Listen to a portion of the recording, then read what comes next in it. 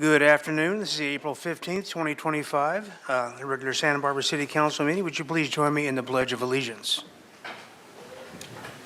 I pledge allegiance to the flag of the United States of America and to the republic for which it stands, one nation, under God, indivisible, with liberty and justice for all. Madam Clerk, would you call the roll, please? Certainly. Councilmember Harmon. Here. Councilmember Santa Maria, not yet present. Councilmember Snin. Here. Mayor Pro Tem Friedman is not present. Councilmember Gutierrez. Present.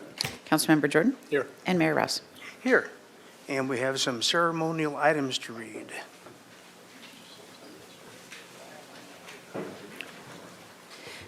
Yes, and Mr. Mayor, I will read numbers 1 through 4. 1, Deepwater Diving Monument Commemoration. Item 2, Donate Life Month. Number 3, Animal Care and Control Appreciation Week. And item 4, National Public Safety Telecommunicator Week.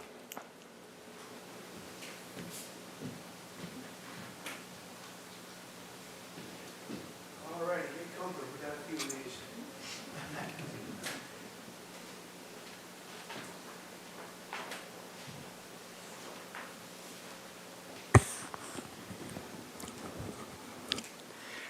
This is a certificate of commemoration memorializing the unveiling of the Deepwater Diving Monument at the City of Santa Barbara's waterfront. Whereas on April 5th, 2025, the City of Santa Barbara Waterfront Department unveiled the Deepwater Diving Monument, a gift to the City of Santa Barbara from the local community and diving industry. And whereas Santa Barbara is the longtime home to some of commercial diving's greatest pioneers and entrepreneurs, and holds the distinction of being recognized by many international diving historians as the birthplace of deepwater diving. And whereas Santa Barbara's working abalone fishery produced individuals and companies that developed equipment and techniques for deepwater exploration, resource preservation, and development. And whereas Santa Barbara's innovative divers continually set new benchmarks for deep diving, including including the use of heliox as a breathing gas, commercial diving bells, and life support equipment. And whereas the local diving industry and community established and developed a world-class diving technology training program at Santa Barbara City College, serving the local and international workforce. And whereas the infrastructure built in Santa Barbara continues to lead the world in commercial diving equipment and techniques today. Now, therefore, I, Randy Rouse, by the virtue of the authority vested in me as Mayor of the City of Santa Barbara, do hereby recognize the Deepwater Diving Monument Committee, community members, and local diving industry who collaborated on gifting the Deepwater Diving Monument to the city. I also commend local commercial divers who earned Santa Barbara worldwide industry recognition as a leader in deepwater diving. May this monument pay lasting tribute to their commitment to excellence. If you want to come forward and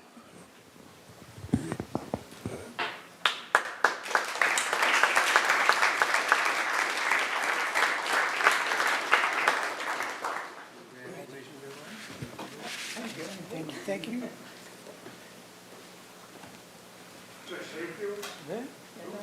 Well, yeah, thank you, Mr. Mayor, members of the council. It really is an honor to do this project here for the city that recognizes the city as the birthplace of deepwater diving and all of the pioneers whose shoulders we stood on in our own diving careers. They're no longer here, and we're happy to do that. And we want to recognize the hundreds of donors here in Santa Barbara, very philanthropic people, and also worldwide that helped make this possible. And I'd like to give you guys a little gift of some commemorative coins that show the monument on the front, and then the dolphin statue is going to have to take a back seat to this now. So anyway, thank you very much. We're honored.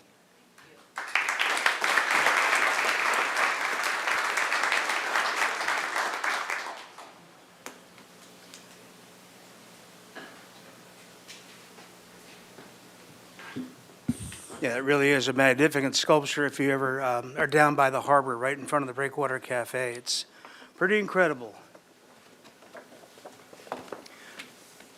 Okay, we're going to proclaim a Donate Life Month, April 2025. Whereas Donate Life Month was first observed in April 2003 and has since been observed in communities across the nation to increase awareness of life-saving organ donations and also to honor organ donors and recipients. And whereas organ, eye, tissue, marrow, and blood donations are recognized worldwide as expressions of life-giving compassion to those in need, and anyone can register to be a donor regardless of age or medical condition. And whereas more than 103,000 individuals nationwide, including over 23,000 Californians, are currently on the National Organ Transplant Waiting List with their health in limbo as, sadly, 17 people on average die daily while waiting. And whereas broad outreach is critical as the need for donated organs is especially urgent within the Hispanic, Latino, and African American communities, and whereas last year organ donors saved more than 46,000 lives, the most ever, which is why it is so important for people to realize that a single person's donation of heart, lungs, liver, kidneys, pancreas, and small intestine can save up to 8 lives, and tissue donations can save and heal over 75 others. Whereas the Santa Barbara residents, along with all Californians, can sign up to be organ, eye, and tissue donors at the California Department of Motor Vehicles, and whereas prospective donors are encouraged to join the donor registry at www.donatelifecalifornia.org or www.donvidacalifornia.org in Spanish, and visit www.livingdonationcalifornia.org to register for living kidney donations. Now, therefore, I, Randy Rouse, by virtue of the authority vested in me as the mayor of the city of Santa Barbara, do hereby proclaim April 2025 as DMV Donate Life Month in the city of Santa Barbara, and encourage community members to consider registering as donors when applying for or renewing their driver's licenses or ID cards at the California DMV. Mr. Burns, are you out there somewhere? I thought I saw you. There you are.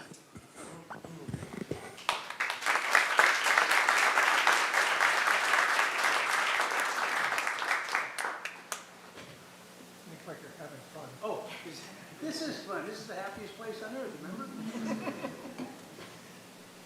Thank you. Would you like to say a few words? 2 words. 2 words, great. I love that. Actually, I was planning, I've got 20 minutes worth of a presentation, but I've got it broken down. As some of you guys may remember, about 10 years ago, I was on a friend's sailboat at Santa Cruz Island, and the Harbor Patrol came up behind me and said, "Mr. Burns, we have a kidney for you." So that's really exciting. I got on their boat, got back to Santa Barbara. The next morning, I had a transplanted kidney, and things were going well at Cedars-Sinai Hospital. That's part of the story. The other part of the story is not only did the lady, Vivian Boutel, give me her kidney, she gave out her other kidney, her liver, her lungs, and her heart. And a quick view, I do a walk with her family and others. This is a picture of Vivian. She was about 41 years old.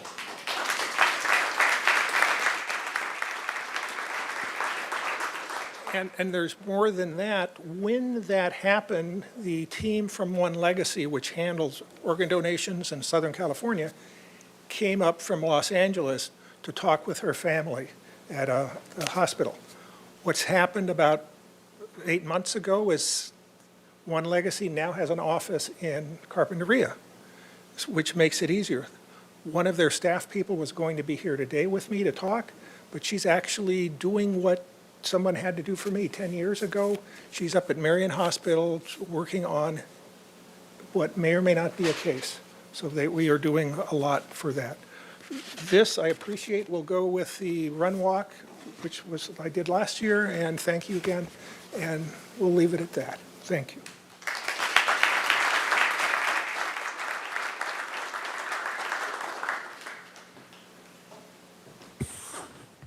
It's kind of appropriate. We've got so many first responders in the room during that. Plus, our own colleague Eric Friedman, who was saved by first responders. So,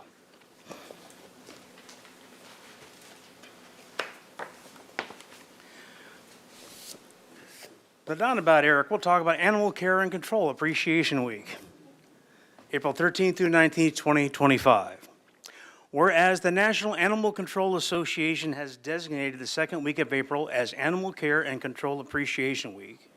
And whereas Animal Care and Control Week serves as an opportunity to recognize the dedicated effort of animal care professionals, volunteers, and advocates who work diligently to promote animal welfare, uphold animal protection laws, and provide vital services for animals in need. And whereas animals are an integral part of our community, providing companionship, assistance, and joy to countless individuals and families. And whereas through education, outreach, and enforcement, we can raise awareness about the importance of spaying and neutering pets, proper vaccination, identification, and humane treatment of animals. And whereas by celebrating Animal Care and Control Week, we pay tribute to commitment and compassion of those who work tirelessly to ensure that all animals are treated with kindness, respect, and compassion in our community. So now, therefore, I, Randy Rouse, as mayor of the city of Santa Barbara, do hereby proclaim April 13th through 19th, 2025, to be Animal Care and Control Appreciation Week in Santa Barbara, and encourage all citizens to join us in expressing their sincere appreciation for the service and dedication of our animal control employees. Chief?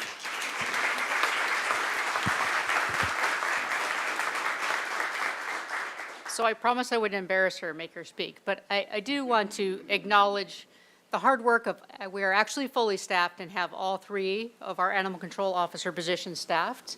And there's some new and creative ideas, and I think one came directly from you about hosting a Cup with a Pup and some other creative, different community events. So we look forward to many of those new ideas that our new staff has brought, and really just appreciate the recognition, the work that they do. And we clearly know that our community is one that loves our animals, especially our dogs, but our cats and all other things as well, as she is quickly found. So just want to take a moment to say thank you and appreciate that. So.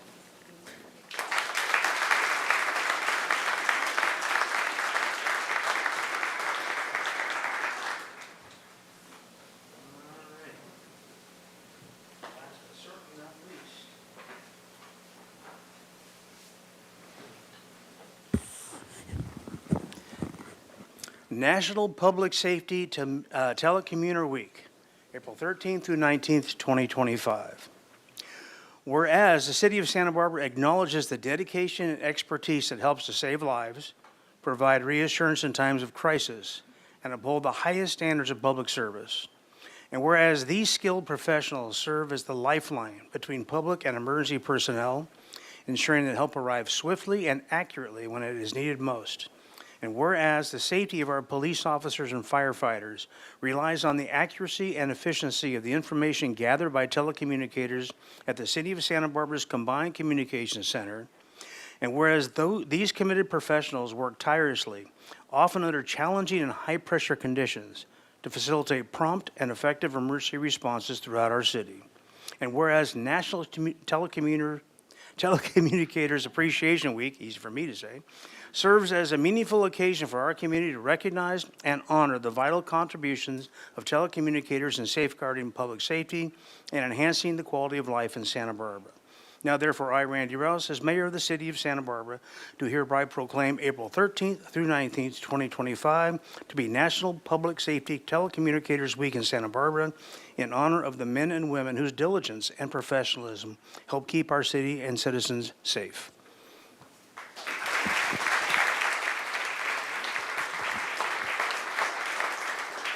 I also promised I wouldn't make them speak, so that's the only reason they're willing to show up.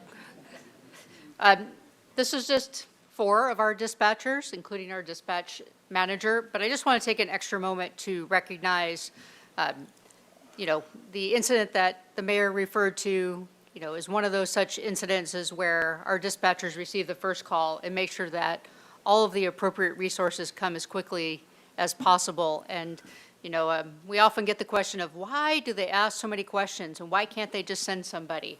As they laugh, because they know that's usually the biggest complaint we get about dispatch is why don't you just send somebody and why do you ask so many questions? Asking questions is actually their job, to make sure that we have the information and they have the appropriate information to make sure the right resources get there, the right personnel, but they're also emergency medical dispatch trained. So they also, if it's necessary, can provide CPR instructions and other things if these type of situations arise, which is not all dispatchers are EMD trained, but all of our dispatchers are EMD trained. So that is also an additional skill and something they bring to our community that not every dispatch center gets. So I just want to recognize all of their hard work. And, you know, I say this all the time, and I'm sure I saw him hiding in the back, but Chief Mills would agree. None of us could do our jobs without all of them. They are the first line. And what they do is extremely important to the safety of our community. So thank you.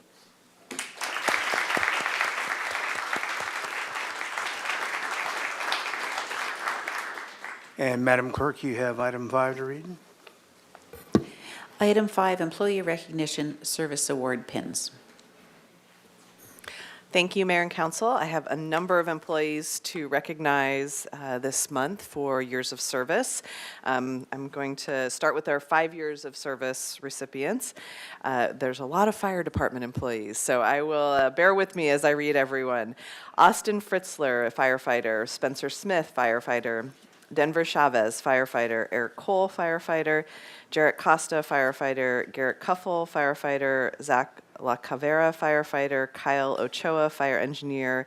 And Shane Zill, firefighter. And then last in the 5-year category is Mike Jimenez, Control Systems Operator Specialist 1 in Public Works. So we'll give 5 years a round of applause.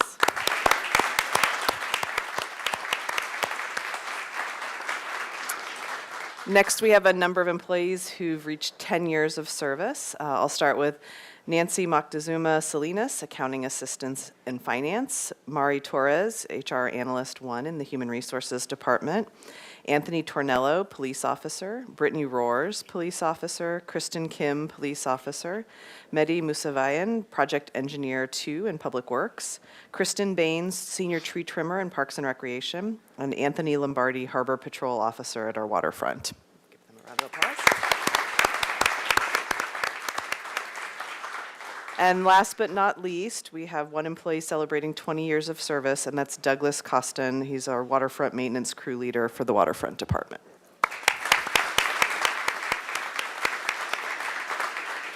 And thank you, Mayor. Thank you, Madam Administrator. So it is gratifying to, number one, see all these first responders in the room, and even more gratifying to hear about all the new ones we have that are just finishing their 5 years. I think that's fabulous. And speaking of all that, on the day that we dedicated the statue was the day that Mr. Friedman had his incident right there on the beach. And if it wasn't for the actions of a off-duty firefighter from LA, who is actually the son of a former Santa Barbara firefighter, we might have a different story, but we don't. So I'm out to report that Eric Friedman is doing very well, and he expects to make a full recovery. He is, of course, being Eric, ready to roll, ready to rumble, and as everybody else is telling him, no, you don't. So what I'm going to ask for the public is, if you have some way to communicate with Eric, please do it through the office here, whether there's going to be a card, email, or whatever. We'll handle all that and collect them for him. Don't expect Eric to answer an email at this point in time. He's not really allowed to. If even he sneaks in and gets his laptop when nobody's looking, he's not supposed to do that. But once again, his prognosis is really good. Expected to make a full recovery. And his family really appreciates the well wishes. He's gotten a lot of them, so been good. So thank you.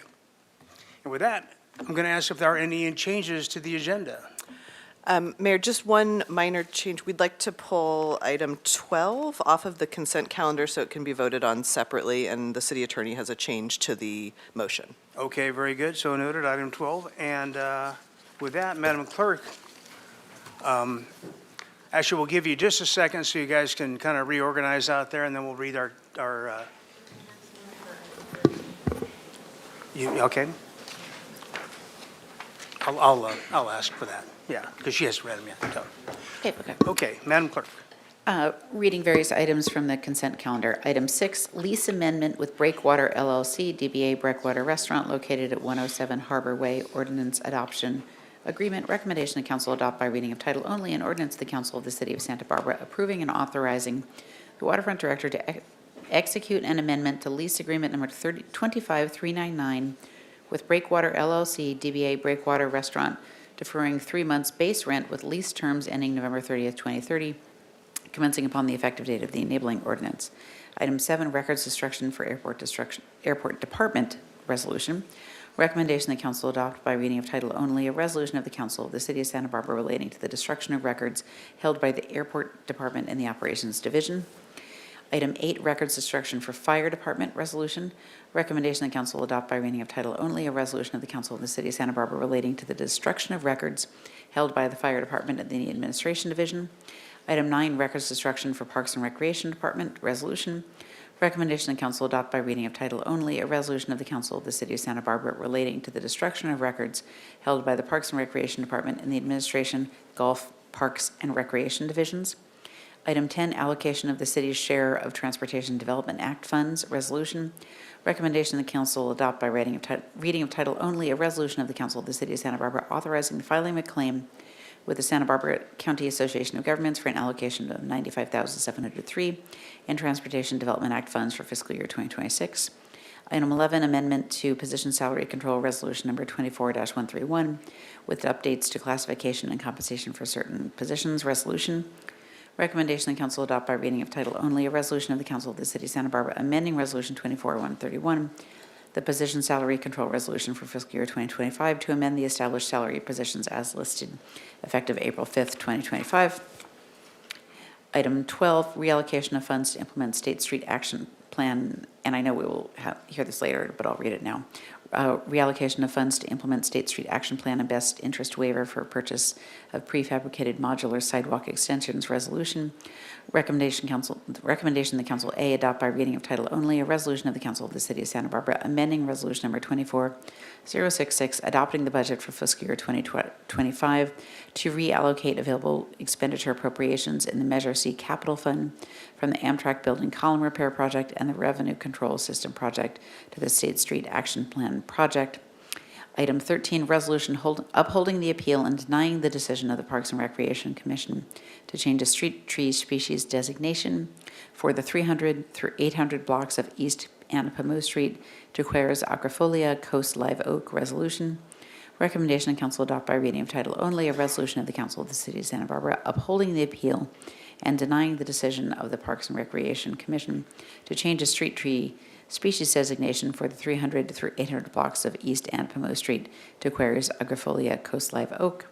And and item 14, acceptance of electric vehicle charging infrastructure grants resolution agreement.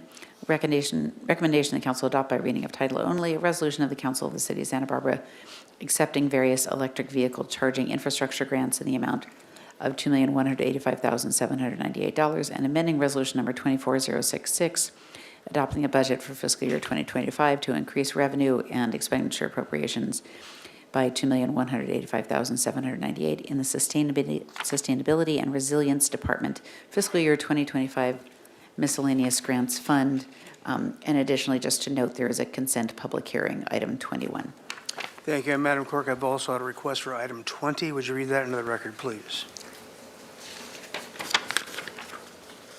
Certainly, I'll just read the titles for item 20 and 21. For item 20, Milpas Street Crosswalk Safety and Sidewalk Widening Project, Environmental Determination for Notice of Exemption. And item 21 is designation of proposed development at 419 West Pueblo Street, Cottage Hospital Child Care Center as a community benefit project. All right, very good. And with that, are there other items besides the ones that have been read in and pulled? So I'll read them off for you. 20 has been pulled off, 13 and 12. Are there any other requests from members of council? Any other requests online that you're aware of, Madam Clerk?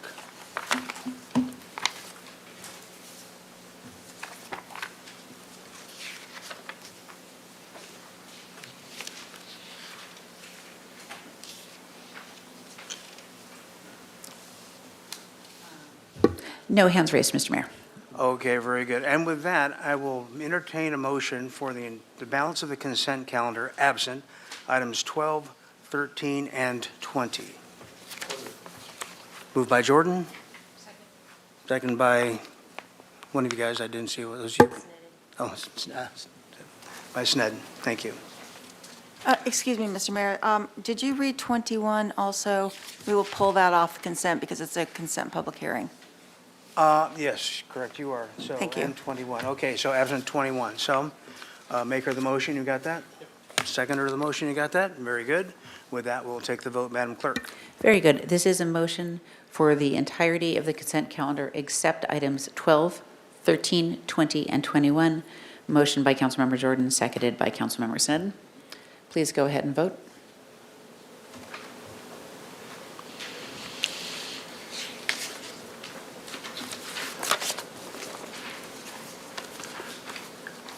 Thank you. It passes unanimously with all present, Eric Friedman absent. Okay, with that, we will take a report from the Finance Committee, Madam Chair. That's you. Forgot, it's a new assignment, so thank you. Excuse me. Today, we received a report about the new programs and approaches to managing downtown parking and associated budget challenges, and I believe that will be coming to council at some point in the future. No action was taken at this meeting.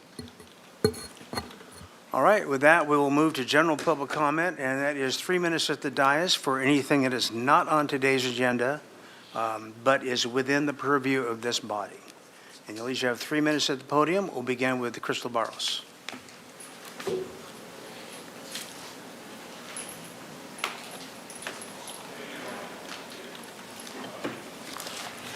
Good afternoon, Mayor and Council.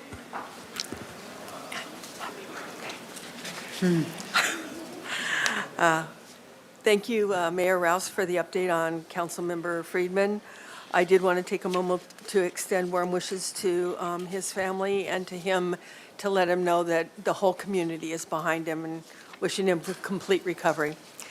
I also got my dates a little mixed up. I was thinking we were budget time, kind of, but not.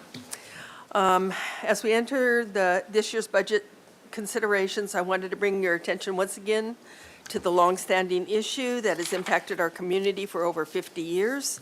Despite its seriousness, funding has never been allocated to address it. The Hootash Culvert at the Sycamore Creek, located in Santa Barbara's Lower East Side neighborhood, has repeatedly flooded and faced imminent risk of flooding year after year. This ongoing situation continues to threaten both the safety and peace of mind of the residents living nearby, particularly those in the Flamingo Mobile Home Park. These residents, many of whom are low-income seniors, face the threat of property damage and potential evacuation every season due to this persistent hazard. Their vulnerability underscores the urgent need for action. I respectfully urge that you allocate funds in this year's budget to ensure that the Hootash Culvert is finally and properly repaired. Thank you for your time and consideration. And on behalf of the Flamingo Mobile Home residents, thank you as well. Thank you. Kristen Miller.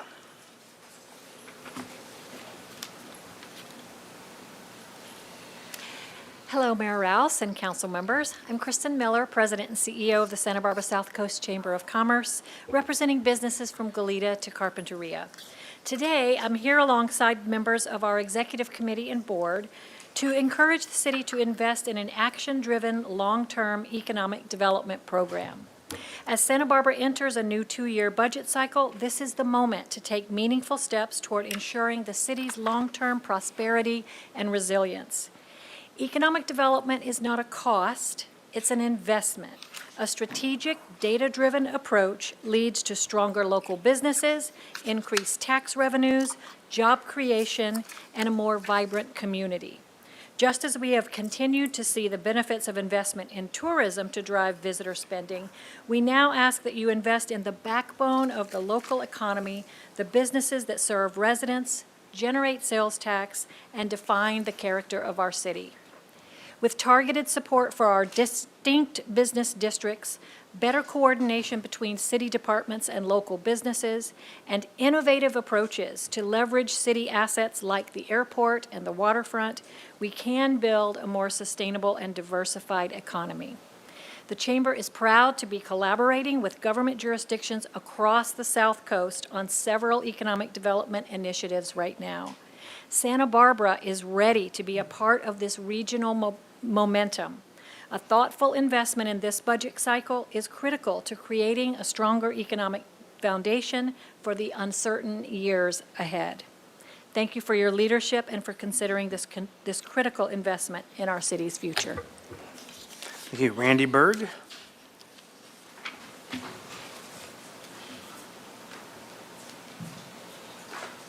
Good afternoon, Mayor Rouse and council members. My name is Randy Berg. I am the current chair of the board of the chamber and a longtime resident and someone concerned for the health and safety of our city and appreciate the work you do and our public service providers that were here this morning. I'd like to highlight the importance of implementing a formal economic development program. Specifically, we're asking the city to issue an RFP that would allow the city to partner with a qualified economic development organization to guide, implement, and manage this important initiative. The program should include the creation of a working group or advisory committee made up of city staff, council members, and business leaders. This group would regularly review economic data, identify challenges, and help guide strategy. This is not a duplicative effort. It's about aligning the efforts that need to happen so that we can more effectively work together. Other cities across California and the country have implemented similar models by contracting with experienced third-party providers. These models work. They create a bridge between the business community, city government, and they increase coordination and bring expertise to the table. By taking this step, Santa Barbara can move from a reactive stance to a proactive one, supporting current businesses, identifying strategic opportunities, and preparing for our long-term thriving. We urge you to issue an RFP and take the first step toward coordinated economic development for our city. Thank you. Thank you. Ann Pazer.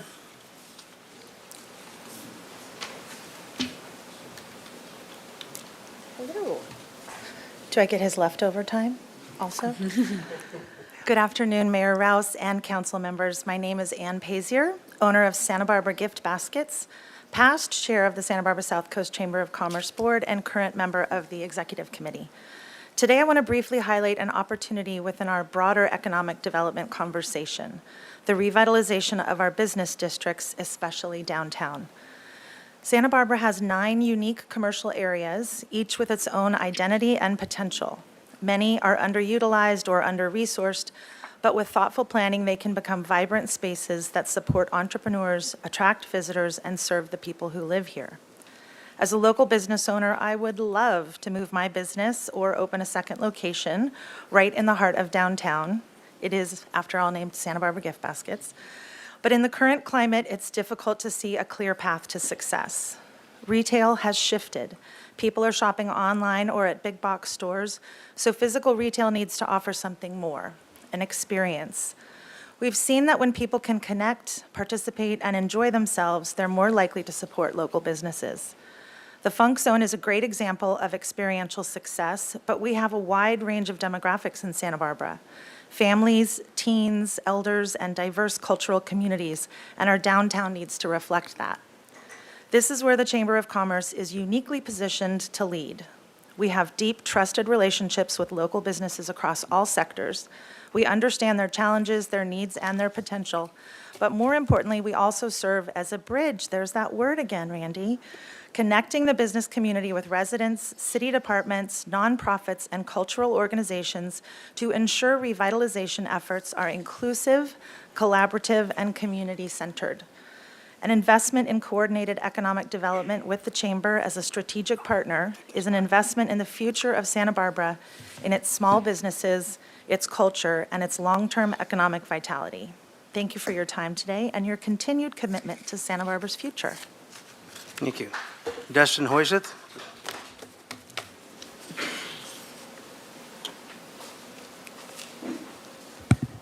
Good afternoon, Mayor and council members. I'm Dustin Hoyseth. I'm the Director of Public Policy with the Santa Barbara South Coast Chamber of Commerce. I appreciate the chance to speak today in support of a critical investment in our city's future. We understand that the financial pressures the city has faced these past few years, and we've seen various discussions about potential tax increases, and recently the ballot measure for a half-cent sales tax was passed by voters. While we understand the city's support for increased taxes, there's another way to grow city's revenue, by strengthening the businesses that already generate it. If we invest in a plan to support economic growth now by retaining current businesses, strategically filling vacancies, and encouraging new investments, we'll see increased revenue from existing tax sources. More business activity means more sales tax, more property tax, and ultimately more funds for the services our community relies on. That includes sustainable funding for essential services like police, fire, and emergency response. A strong local economy ensures the city can maintain and grow public safety budgets without relying solely on new taxes. The best way to support those who protect and serve our community is to ensure the revenue base they depend on remains strong. This isn't about choosing between taxes or services, it's about growing our base. Economic development is the only strategy that multiplies revenue without multiplying burden on residents. And when paired with smart public-private housing solutions and workforce development, it becomes a true quality of life investment for everyone.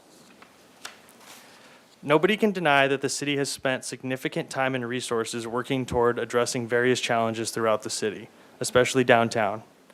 But the missing piece is a coordinated strategy and program with a trusted economic development partner with relationships with businesses, the city, and property owners that can support and maintain existing businesses while welcoming investments from new businesses.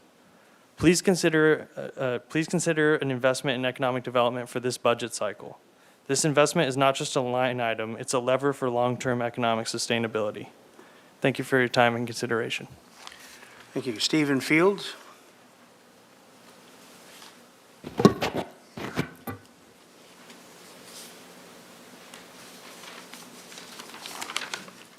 Hello, and thank you for this time to speak before the City Council. I'd like to address an issue that may come up at some point. My name is Steve Fields. In the 47 years I've been in Santa Barbara, I've lived in 25 places. There were property sales, rent evictions, weird roommate issues, and relationship breakups. I'm now 74, and last year I was fortunate to be offered an apartment at the Edgerly. As you know, the Edgerly is owned and managed by the Battistone Foundation and provides apartments to seniors only at below market rates. So here I am at my lovely apartment at a wonderful downtown location. All my neighbors are seniors in their 60s, 70s, 80s, 90s, and they're great neighbors. My next door neighbor is a retired Santa Barbara school teacher. But now with the prospective sale of the entire property to God knows who or what, we'll be subject to finding new homes in a town with practically no available housing, much less affordable housing. There are promises by the foundation of subsidies of up to $1,000 to assist us in paying for new places. But how far will $1,000 go in this market? And where are all those supposed vacancies? I thought that as elders in this community, we were secure to live out our lives in Santa Barbara. By the way, I'm still working part-time. So I just wanted to share our situation with you since you've already heard from the seller's perspective. So please be aware that there are 190 of us, elders living there, and we are voters. And I thank you for this time. Thank you. Craig Griffin, please no clapping. Craig Griffin. I'm also here to talk about the Edgerly. As one of the Would you approach the microphone, please, sir? Thank you. I can just speak louder. As a resident there, I'm very concerned, as we all are. If it goes to a developer, we're out. We're out on the street. Nobody's going to pay $80 million for a bunch of old people to get old and die there. That's not going to happen. We want you to pursue some way of financing or getting control of that property. We cringed when it went from Battistone Foundation to Battistone LLC. Oh, God, we knew what was coming. Please, head that off. Do something. Counterperson Harmon has consented to meet with us this week, and we are going to extend offers to all of you to come and hear our side of it. watch us stagger around, pushing our strollers and being very pathetic, so we can convince you to be on our side. Thank you very much, and hopefully I'll get to talk to all of you. Thank you. Max Golding, please don't applaud. Thank you. Max Golding.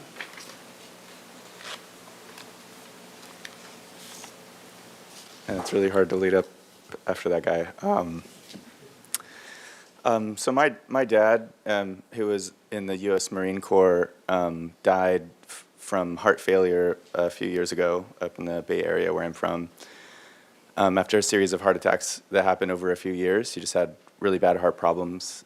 His brother, my uncle, who's the closest in my family since my dad passed, also has had heart attacks, and he has to really kind of be careful with his diet and his lifestyle. I have pretty high cholesterol, and it runs in the family, so I hope I don't die of a heart attack. I'm bringing this up because I was going to be here for the April 8th kind of renoviction vote thing, and then it was canceled. I think I don't imagine there's any other way. I think it probably had to be canceled because of Eric's heart attack. But I'm sharing, I guess, my sort of personal closeness with the effects of heart attacks, heart issues, just to say that I guess I'll just say sort of transparently, like heard sort of rumors going around from some friends that that Eric's heart attack is being used by maybe a couple of you that are like opposed to the rent eviction vote stuff to sort of just kick it down the road further. That now, I guess, maybe it's on the agenda for the 29th, but I'm now kind of concerned that there's going to be another reason. Like if Eric's not well, then you guys are going to delay it again, and it'll delay it again, and you'll delay it again. That's really concerning to me if that does happen. One of the many reasons my dad was homeless, there's sort of mental illness and all of that, is that he couldn't afford the cost of rent. He was evicted a few times. And I think Eric's a pretty good guy. He's bagged my groceries before at Trader Joe's, and I think because he's a pretty tough cookie, and we already know he has a no vote, I don't think he's actually necessary to be here for the conversation. So if there's any sort of administrative procedural narrative that says that Eric has to be present for the vote, I just think that's somebody's playing a weird kind of sick politics with that we shouldn't keep delaying protecting people from being evicted and being homeless and dying on the street from heart attacks, like my dad did. So here's me being as nice as I can as someone that's generally not nice when I talk to you guys. There you go. Summer Howitt.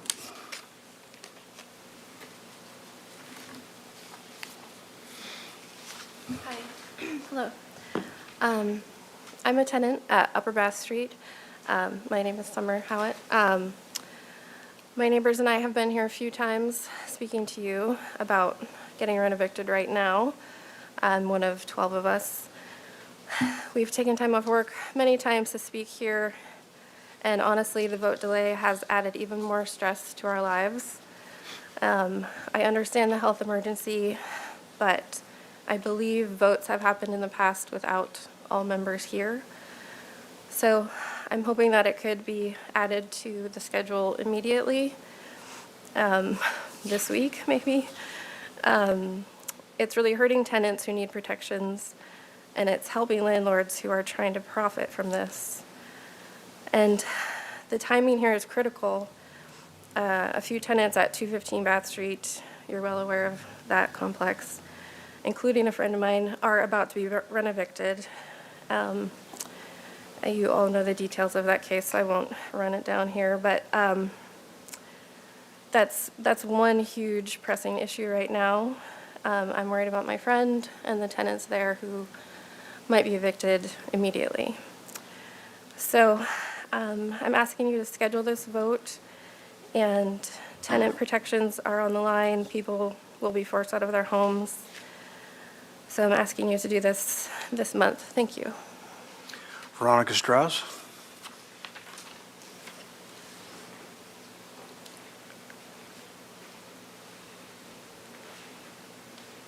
Hello, Veronica Strauss here. I am one of the tenants located at 2016 Bath Street. And I want to know if we're allowed to, number one, please excuse the sunglasses, but due to an eye condition I sustained this week, I need to wear them here today. I want to know if we're allowed to ask questions. Not a public comment, no, there's no exchange. It's just your Okay. turn to speak. I guess I'll just ask the questions with no answer then. I'd like to know why we're here again today, why this issue has been delayed so much, why it's been taken off calendar and hasn't been put back on to the end of the month. I think that's unnecessary. I don't understand the delay. It would be nice to have some clarification on the delay and who, if anyone particular is responsible for that, and if there's any particular reason for that, other than anything obvious, which I can't seem to see any obvious reason why that would be the case. We currently have a 74-year-old neighbor who is not only facing the reno eviction, but mold was discovered in her home. She's currently having to live in her home while the mold remediation is being conducted due to the fact that our landlord will not put her up in a hotel or elsewhere while the mold spores are swarming around the air. She's not the only of us that have discovered mold in our home. The other, at least two of us, the landlord said that he supposedly tested for mold over a month ago and nothing has been done about it. So not only are we facing the reno eviction, but at the same time we're living in mold. I'm assuming that all of you can respect the fact that home security is just as important as job security. I'm assuming all of you have secure homes, otherwise you couldn't be here doing your jobs today. This has caused all of us, I think it goes without saying, an incredible amount of extra stress and pressure that we don't need, which is not only attacking our homes, but it's attacking our job security. We have no little to no home security, and at the same time, little to no job security. I mean, you need a home. It's your foundation from which everything else springs from, and ours is greatly reduced in quality. I'd like to know if there's a time when my questions could be answered. Is there another opportunity I could have to get some questions answered? Could I at least know when we are going to get this resolved? Joanna Sanchez?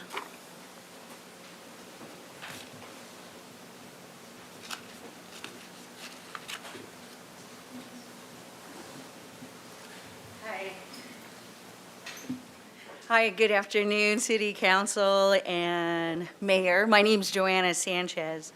I came here to talk about rent eviction and also the price gouging that seems to be a little bit overwhelming. One of the examples is I urgently ask everyone to consider this as an emergency.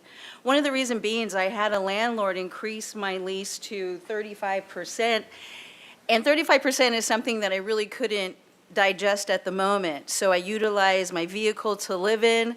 I also utilize the benefits of shelter that we have here.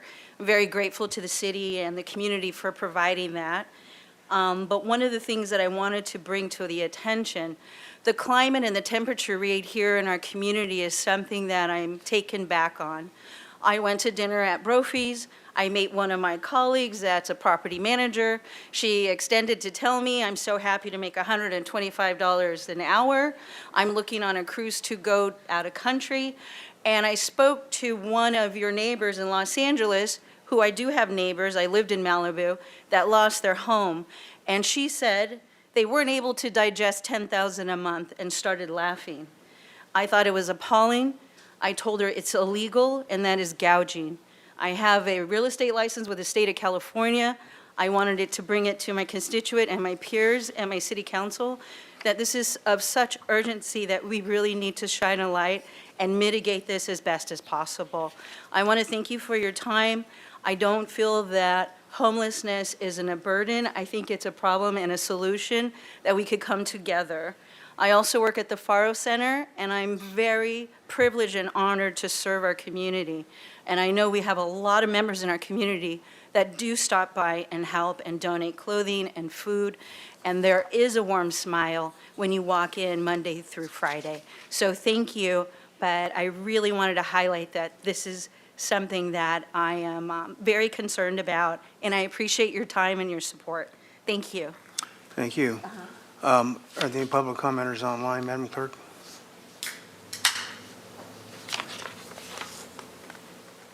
No, Mr. Mayor. Okay, very good. Then with that, we'll close public comment, and we'll go back to our pulled consent items. We'll begin with item 12, and I think, Madam Attorney, you have a statement to make. Yes, thank you, Mr. Mayor. So I would just request that when this comes up for a vote, that it be, that item B, recommendation B, added to a last clause at the end, that it is subject to approval by the, subject to approval as to form by the city attorney. So that would be in addition to recommendation B, that language. And I can repeat it if the clerk needs that. Approval to form, okay. All right, very good. With that, I have a public speaker for item 12, and then I think a couple of council members would like to weigh in on item 12, if I'm not mistaken. So let's go ahead and have our public speaker, Sharon Rich.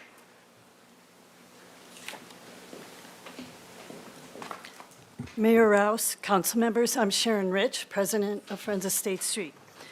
Saturday, we hosted our first pirate scavenger hunt based on Pirate Bouchard, who once came to shore here. And it became an unexpected case study in mobility along State Street. 14 teams set out from our office, headed in all directions to cover the route from the Arlington Theater to Stearns Wharf. 80 in all. Parents pushing strollers, students, young professionals, brand-new residents, visiting families, seniors explored 8 historic landmarks and 20 local pirate pit stop businesses, answering trivia, taking photos, and making memories.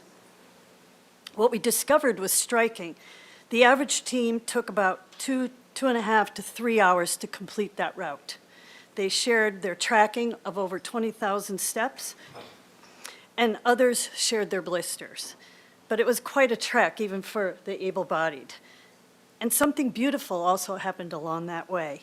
People who weren't even part of the hunt were asking, where are you headed? They wanted to follow, and they wanted to explore. And it was a beautiful natural flow of curiosity, connection, and movement. And that's why the timing is perfect to pilot the golf cart shuttle program. This isn't just about transportation, it's about access. It's about understanding who is coming downtown, how they move, and what we can do to support that movement. The pilot will give us real data, demographics, ridership, and demand, and it will help us make data-driven decisions on a permanent shuttle solution that will serve everyone. People want to explore the heart of our community. So let's make it easier for them to do that. And Friends of State Street stands ready to support this effort with you. Thank you. Thank you. Are there council members who would like to weigh in on item 12? Ms. Snedden. Thank you, Mayor Rouse. I also am very excited about this, and the whole idea of pilots is that we can see what works, and I'm hoping that we also, that we're focusing on the 500 block or different blocks that we really, and I know this is true, that we'll be looking at how we could implement these if successful on other blocks. And I really can't say enough, too, how much I support the shuttle, golf cart movement, whatever it takes on State Street to be moving people back and forth and all the way down to the waterfront. And I'm just very appreciative that things are moving forward and giving us a chance to pilot things. Very good. Mr. Jordan. Thank you, Mr. Mayor. I'll just echo Councilmember Snedden's points.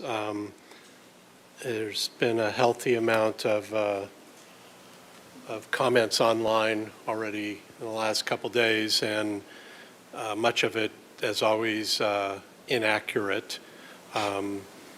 So just to clear those up, the bullets that I appreciate behind the scenes that will be worked on this will be a method to continue the enjoyment of outdoor dining along the State Street corridor, while at the same time adding back transit options, just as you heard about for me and other people, all kinds of people.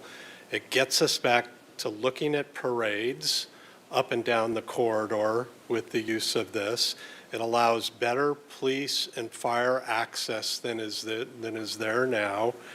And it's going to get us to a standardized look and feel for the street furniture that is missing in what you see right now, mostly on the 500 block.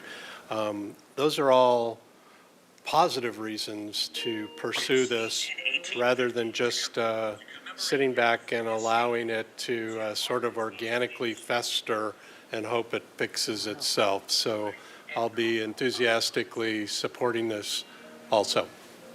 Thank you, Mr. Mayor, for your undivided attention.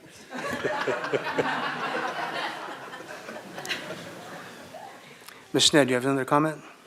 I'd just like to move the recommendation with the additional language provided. I have a comment first, Oh, I'm though. sorry. Yep. First off, I'd like to move, if we may, because I can't support the entire thing, but I can support part of it. So I'd like to see if, with the pleasure of council, if we could move to have item A and item B on two separate votes. So I'm going to move that, if we can have it on separate votes. Second by Councilman Snedden? Okay, very good. So can we vote on that, and then I'll explain my reasons. So this is just a move that item 12B broken up to 12A and then 12B. Very good. And this is a motion by Mayor Rouse, seconded by Councilmember Harmon. Snedden. Councilmember Snedden, to have items 12A and 12B held as separate votes. So please go ahead and vote on that motion.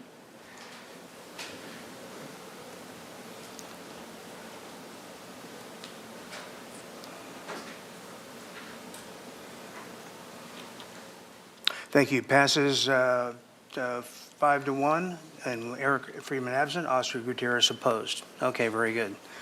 And then, so let's go ahead and, well, I'll tell you what I'd like to do, and why I'm doing it, is because I do favor the idea of taking the money and moving it into the State Street Action State Project. We've got a lot of different things going on, a lot of pilots, block 1200, for example, and different things. I cannot support the pedlets, and I cannot support the golf cart program for a couple of reasons. Number one, the pedlets are basically putting some plastic sidewalks in the El Pueblo Viejo, which has been our treasured historical architectural district since post-earthquake. And now we'd be putting some Trek sidewalks in the middle of that. And I don't think that's, number one, a good idea. Number two is, we're still working around the edges of a resolution that was passed actually by the CBID, which this council's completely supported, which was to reopen the street.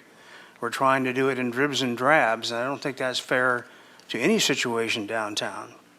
Leslie, we have the golf carts, and I don't know, I suppose MTD is, I don't know if we've spoken to MTD about driving those, because before, we actually, due to the union drivers at MTD, enclosed our old trolleys. So I was kind of curious if the golf carts were going to work for them. So the golf carts will be operated by a private vendor called Okay. SB Sweep, and there will be 3 golf carts, one of which will have full accessible access. All right. So just one of the 3 will be accessible.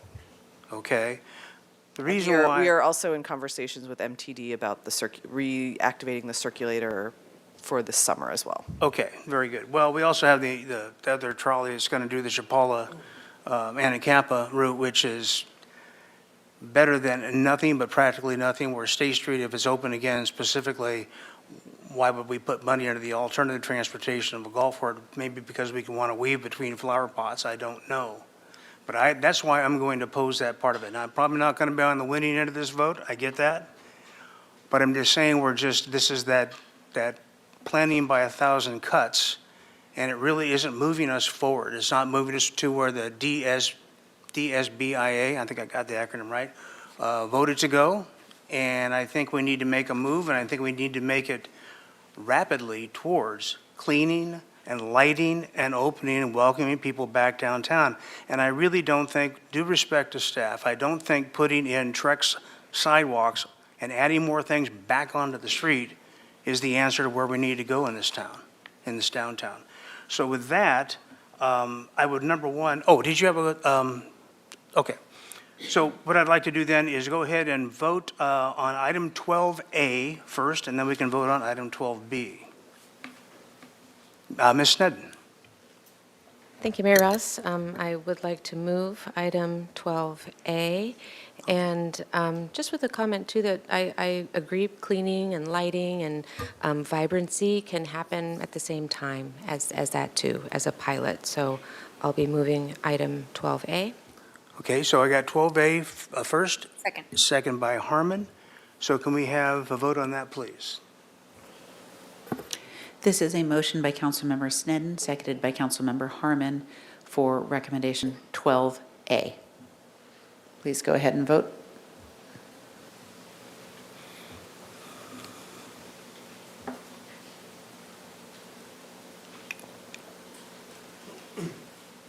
Thank you. That passes with all present except for Eric Friedman, who is absent.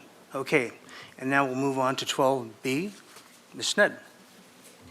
Thank you, Mayor Rouse. I'd like to move item 12B with the language that was added by City Attorney Sarah Connect, and also with the idea that we do protect El Pueblo Viejo, but these are temporary as a pilot, but will also be uniform in appearance. And I think that will do very much to sort of clean up the appearance and give it the sort of rightful uniformity that we like in our downtown. So I'm happy to move item 12B with the added Motion by language. Sneddon, second by Harmon. May we have the vote on item 12B, please? This is a motion by Councilmember Sneddon, seconded by Councilmember Harmon, to move item 12B with the staff recommendation, adding the following clause to the end of the recommendation, subject to approval as to form by the city attorney. Okay, go ahead and vote, please.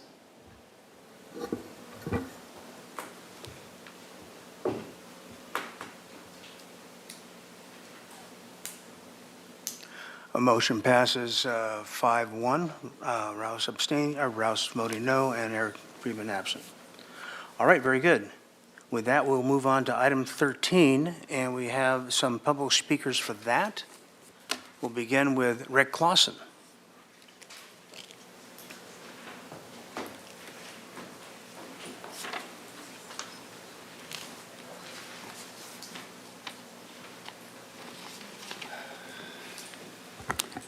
Good afternoon, Mayor and members of council. I'm going to luxuriate with the unexpected 3 minutes to speak, and I may speak slower. But instead, I first want to thank the mayor for giving us the medical update on Councilmember Friedman. And on the slim chance that he is ignoring medical advice and watching us, pay attention, be a good boy. We'll see you when you get back.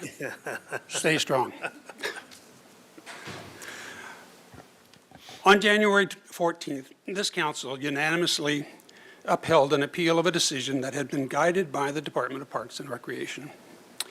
As you, Mr. Mayor, stated at that outset, it was a quasi-judicial procedure, and we acknowledge the obvious. An appeal is inherently adversarial. In this appeal, both the Commission and Department of Parks and Recreation were de facto defendants, against whom you ruled. It is now, therefore, awkward, if not a conflict, for those same parties to craft and present a resolution proposing corrective action critical of themselves. It may not be surprising, this consent item does little more than restate the council's motion of January 14, requiring them to return with a resolution. This is that resolution, to return with a resolution. It does nothing to advance the intent of the council's January decision or suggest a procedure to address the proximate cause of the appeal. Instead, it proposes as final and ongoing the very same process by which a grove of landmark trees was substantially diminished. This is a disappointing outcome for the general public and for the successful appellants.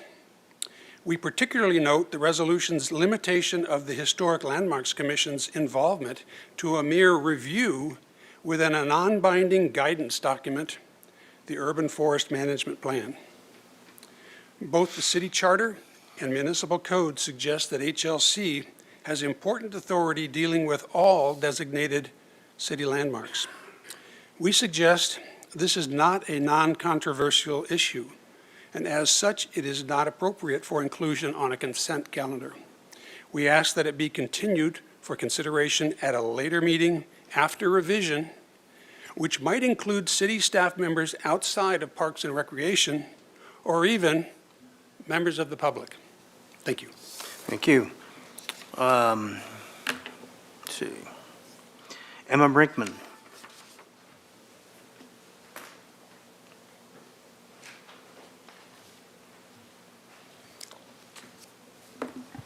Good afternoon, Mayor Rouse and council members. I'm Emma Brinkman, one of the appellants, one of the three appellants.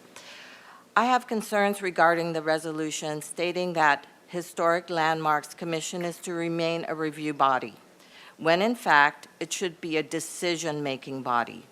The Remus Italian stone pines are a landmark, and it defies logic that the Historic Landmarks Commission is circumvented from directing the rehabilitation and ongoing care of this landmark. I have serious trepidation that Parks and Rec Department, without the direction of the Historic Landmarks Commission, will be less than committed to the rehabilitation and maintenance of this landmark. It is under Parks and Recreation current care that we have empty parkways that should have been replanted decades ago. Thank you so much for your time. Thank you. Christine Newhouser.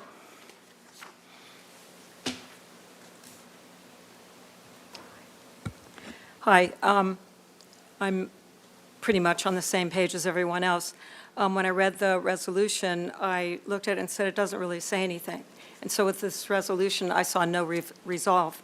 The resolution presented by Parks and Rec reads, "The resolution maintained the existing designation and canopy of stone pines." But it just seemed like it was a timeline.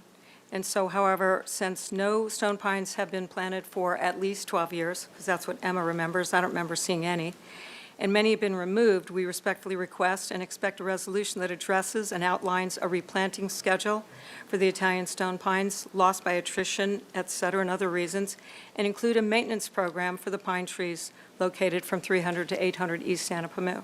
As the resolution is written, one could interpret the city's resolution pertains to only the existing canopy of stone pines and does not preserve the designated landmark.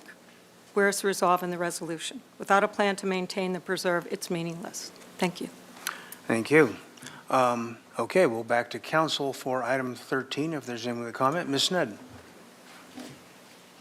Thank you, Mayor Rouse. I did have a briefing with members of Parks and Rec and City Administrator Kelly McAdoo with these specific questions, and I think it would be helpful if we could maybe hear that publicly here, specifically to the questions about when will we address the replanting schedule, when will we address the maintenance plan, and also the apparent conflict between the municipal codes that both say that HLC does not have purview over historic trees. And I found it very helpful, the briefing, and I don't want to speak for you, but I thought it would be helpful if you could.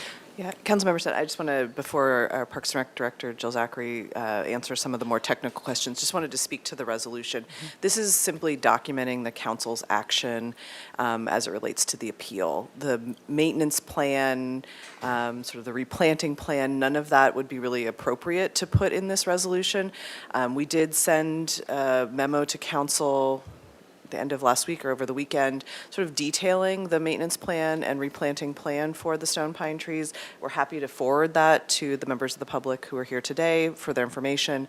And then, I think we had talked about, and I'll let Director Zachary talk more about the role of HLC going forward. And also, because that is documented in the municipal code, really can't be addressed through this resolution. It would have to be a separate action if the council chose to do something different with respect to the roles of Parks and Rec Commission, the Street Tree Advisory Committee, and HLC as it relates to historic trees. But I'll let Director Zachary add anything else she wants to add there. Thank you so much. Director Zachary.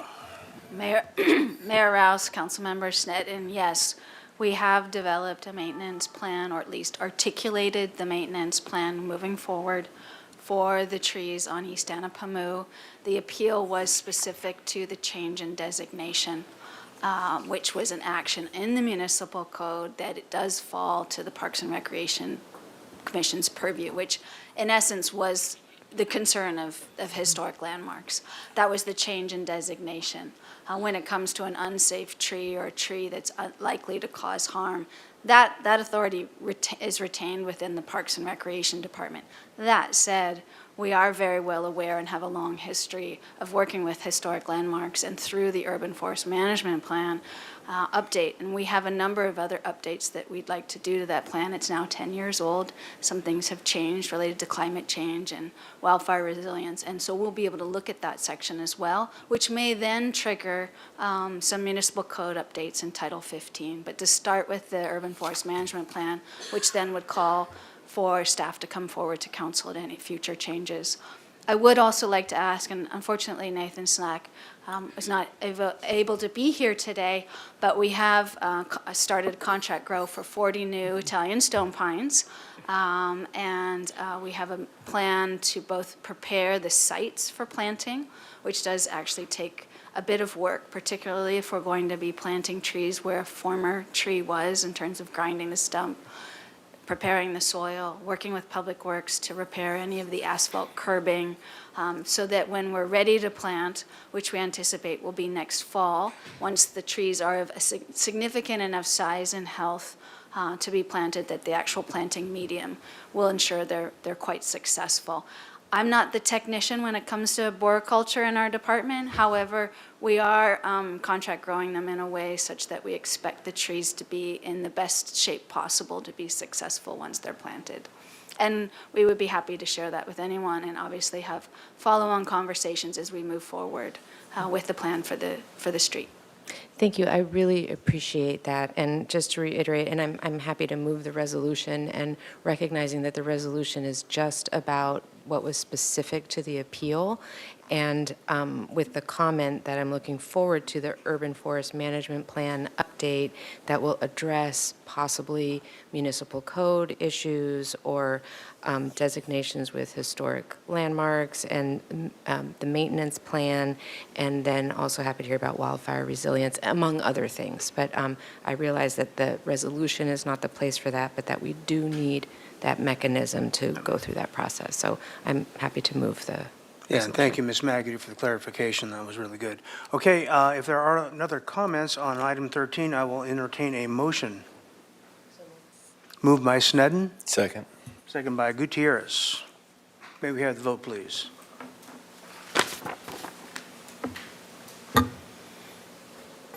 Yes, this is a motion by Councilmember Sneddon, seconded by Councilmember Gutierrez for the staff recommendation for item 13.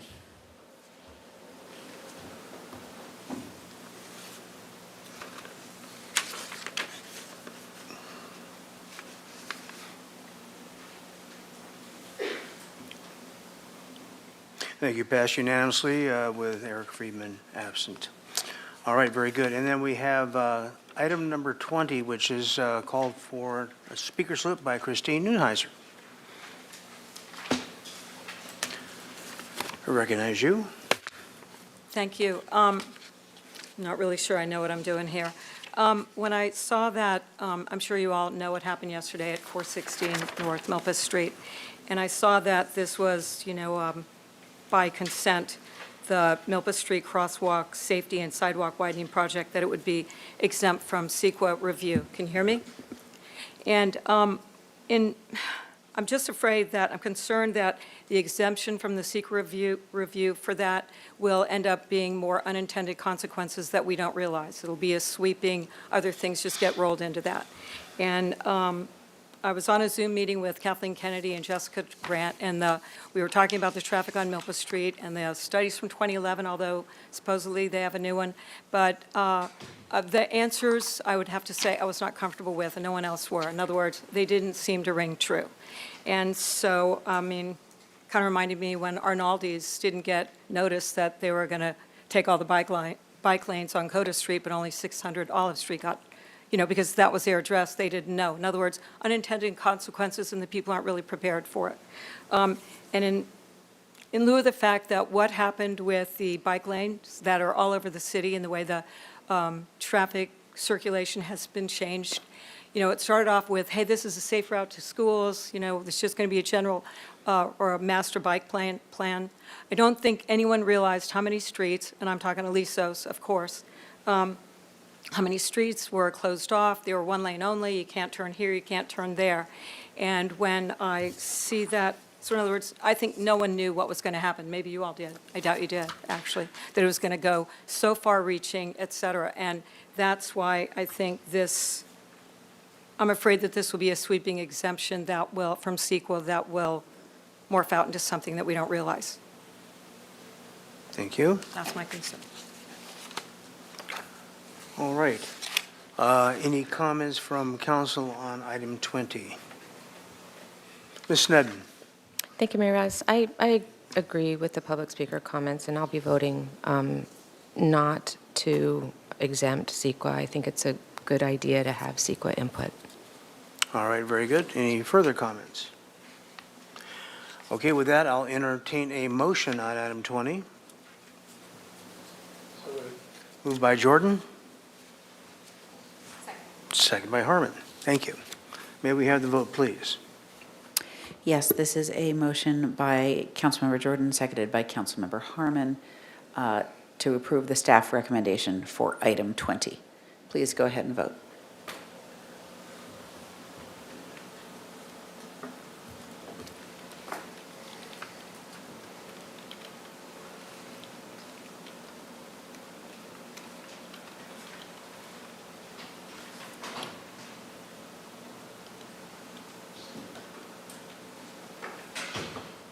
Okay, the item passes 4-2 with Santa Maria and Sneddon voting no, Eric Friedman absent. Thank you. Okay, we're going to open the consent public hearing for item 21, which has been read into the record. Does anybody have any comment on item 21? Okay. If not, I will close the hearing on item 21, entertaining a motion on that item. Moved by Harmon. Second. Second by Gutierrez. May we have the vote, please?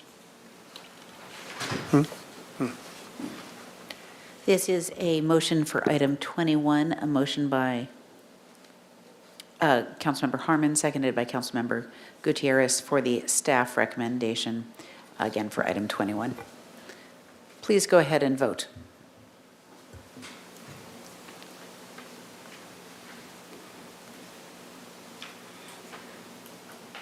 Thank you. Passed unanimously with all present. Eric Freeman absent. Well, that was a healthy consent calendar, wasn't it? We'll move on to item 22. Would you read that into the record, please?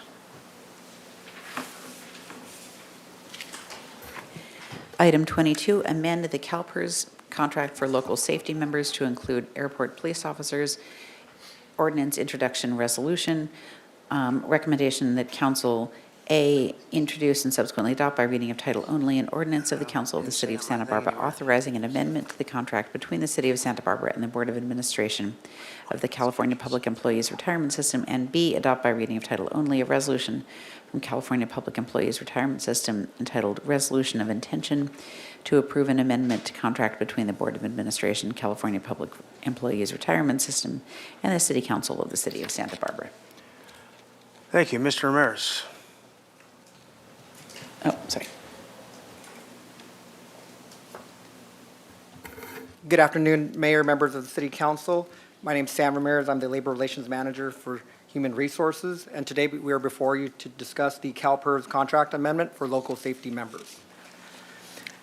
These are the two staff recommendations that have been read by the City Clerk's Office, so I won't read them again. But to give you some background, as part of the 2023-2025 Treatment and Patrol MOU, the city agreed to amend the CalPERS contract to provide safety retirement benefits for airport police officers. After review of the duty statements by CalPERS, the airport police officer classifications qualify for local safety retirement. The city needs to amend its retirement contract to add this provision in order to include these positions in the safety category. They're currently part of the miscellaneous retirement plan. Government Code Section 7507 requires that the future annual cost or benefit changes of a proposed contract amendment be made public at a public meeting. Adoption of the retirement benefit increase or change cannot be placed on the consent calendar. Therefore, it's before you as an administrative item. There's a couple of steps that are needed in order for us to amend our CalPERS contract, one of which is the resolution of intention of the governing body, which is taking place today, the introduction of the ordinance, also taking place today, a follow-up employee election, the certification of an employee election, and the adoption of an ordinance, which requires a 20-day period between introduction and adoption. That concludes our staff report. Oop, there we go. Thank you very much. Are there questions on this item?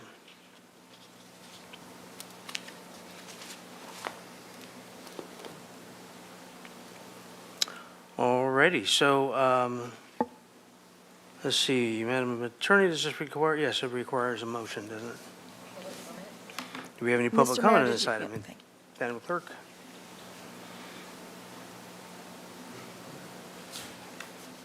No public speakers.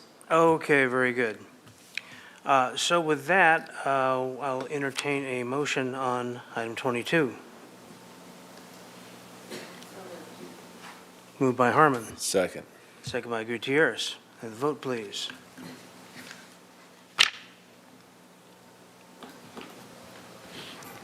This is for item 22, a motion by Councilmember Harmon, seconded by Councilmember Gutierrez to approve the staff recommendations.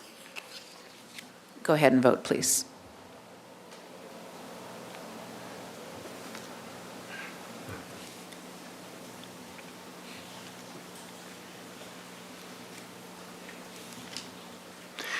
Passed unanimously with all present, Eric Friedman absent. So I recognize that the next item is up, but the other side of the coin is that the people that are here for advisory committee interviews got scheduled at earlier times. So, Madam Administrator, what's your pleasure on this? Should we?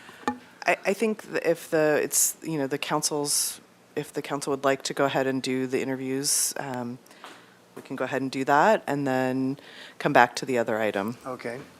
Mike, give me your scheduling. Or Sarah can't, never mind. Got one. All right, very good. So thanks for your patience. We'll go ahead and do that and then move on to the next item, see what we've got today. So we have Bruce Karen for the Neighborhood Advisory Council.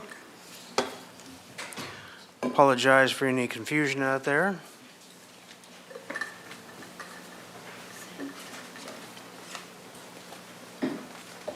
Here we are, sir. You have 3 minutes at the dais. I want to thank Mayor and the council for this opportunity. I live up in Eric's district, so I'm really happy to hear that he's doing so well. I have to say that I am willing, able, and eager to serve if I'm appointed.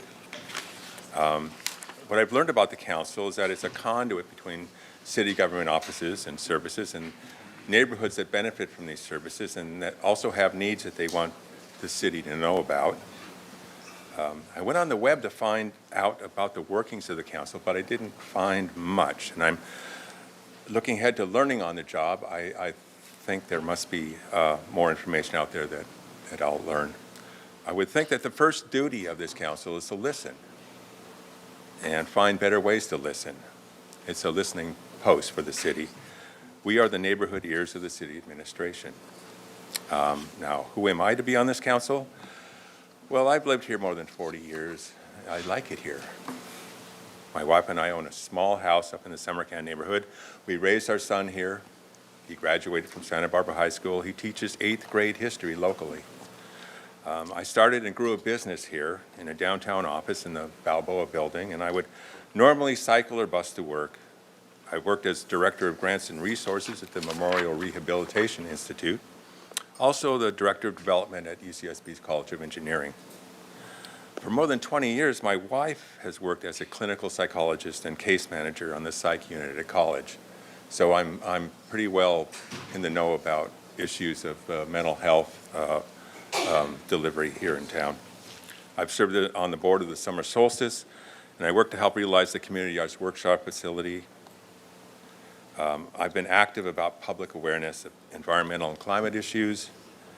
After the Thomas Fire wiped out the Christmas holiday season for local businesses, I organized cash mobs to bring back some cheer and some cash to local merchants. Now, I pay close attention to the work of the city and have attended public meetings on issues like housing, bicycling, the State Street Master Plan. I want to serve on this council because I believe that the future of Santa Barbara as a happy city, and it was Eric who recommended the book Happy City, rests on its ability to support and celebrate conviviality in its neighborhoods. I know the city applied for a Bloomberg Asphalt Art grant, and I also think that neighborhoods around the town could benefit from more neighborhood celebrations and public art. And I want to explore ways to bring neighbors together to celebrate the good fortune they have in living here in Santa Barbara. Thank you. Thank you very much. Are there any questions for Mr. Karen? Okay, thank you. Amber Caldwell.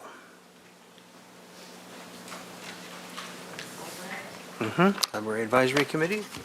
Good afternoon, Mayor Rouse and council, and hello to Eric out there. It's weird talking about libraries without him here. I hope he comes around sooner than later. I'm here to ask for my reappointment on the county's Library Advisory Council. I've been serving on that board as the Santa Barbara rep for, I think, almost 2 years now. I kind of got appointed midterm. And I'm currently on the City Library Commission, and I'm leading a task force right now with the county. It took about a year to get that going, and I would really like to see that through. We have unanimously approved a contract with Legacy Works to lead this retreat. It's going to be a county-wide initiative to reallocate and hopefully advocate for increased per capita funding to better secure funding for our library system. This is going to hopefully dramatically impact our stability for libraries. They're the only government agency that has to fundraise for themselves. And I would really like to be reappointed so I can be part of that initiative.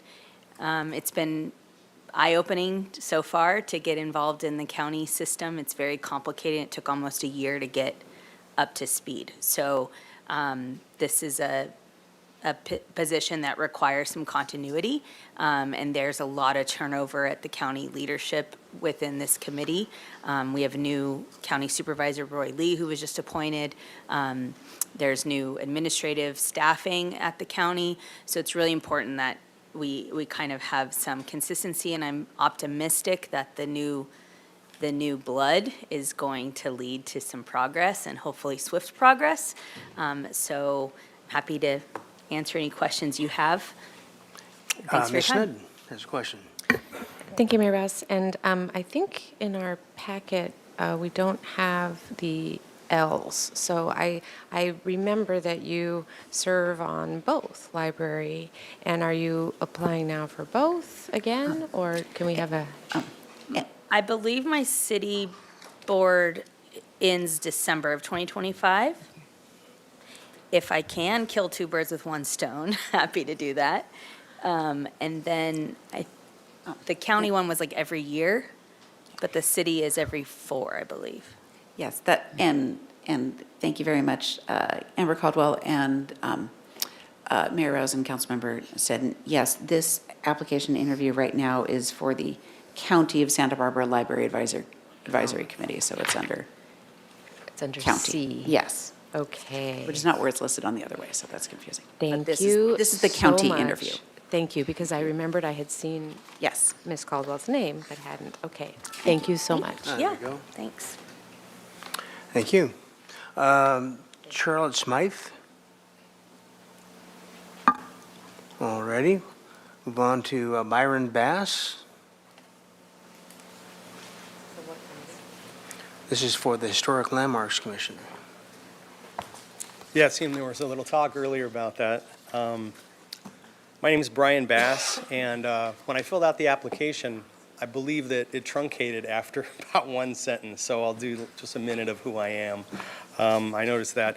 I received my BA in anthropology from San Diego State and my PhD in archaeology from the University of Edinburgh, and I'm a current member of the Register of Professional Archaeologists. I have decades of experience in professional archaeology on the academic research side and the cultural resource management side. This includes preparing and overseeing regulatory compliance documents, addressing historic sites and monuments, structures, preservation and protection, working with Native American and indigenous groups, and most importantly, applying practical solutions in these areas. I've worked in this capacity within Santa Barbara City and County for more than 25 years, and on similar consulting and academic research projects elsewhere in the Americas, Europe, Africa, the Middle East, and South Pacific. Sadly, I don't do so much travel anymore, but I recently provided input for the revised city master environmental assessment, professionally dedicated to serving our local history as account for my work in the city. And in this regard, I feel responsible for perpetuating this heritage for our future generations. I would be honored to contribute to the stewardship of the city of Santa Barbara and its rich cultural and structural heritage as a member of the Historic Landmarks Commission. And now I'm happy for the remaining time to take any questions. All righty. And I apologize if the application was truncated. No, quite all right. Any questions for Mr. Bass? Mr. Gutierrez? Thank you for applying, Mr. Bass. Thank you. I heard you say that you got your degree from the University of Edinburgh. I was able to go there because I have an ex-girlfriend that went there and got her degree there. I have an ex-wife who went there. Oh, nice. Well, we got that in common. So what can you say the similarities between a city like Edinburgh and Santa Barbara are, and what can we learn from that? That's a very good question. I have 27 seconds. I think that as cities that are on the margin of, they're not large metropoli, let's say, and both Edinburgh and Santa Barbara City have heritage that's also intact. Not Edinburgh, not so much from let's say outside influence, but in any case, what we have here in Santa Barbara City is influence from Spain and then during the Mexican period. And what's unique is that you have structures, you have items that are around the town, either in museums or otherwise, that are not only intact, but that people are aware of. The kids learn about their heritage in school. It's readily accessible.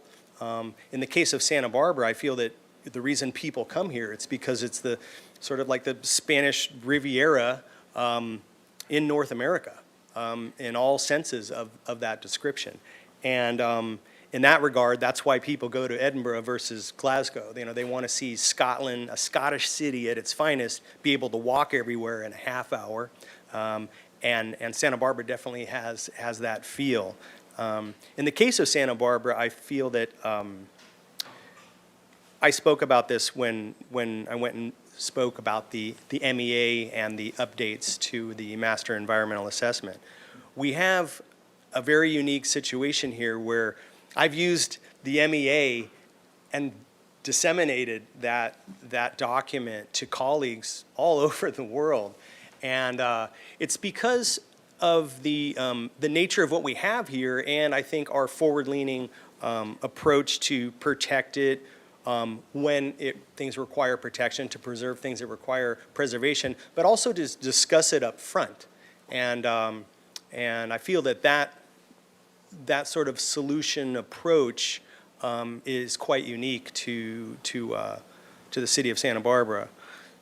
It's a lot warmer here than Edinburgh, I could say that for sure. All right, thank you. Thank you. Thank you. Further questions? All right, thanks very much. Thank you for your time. Let's see, Don Sherry, please.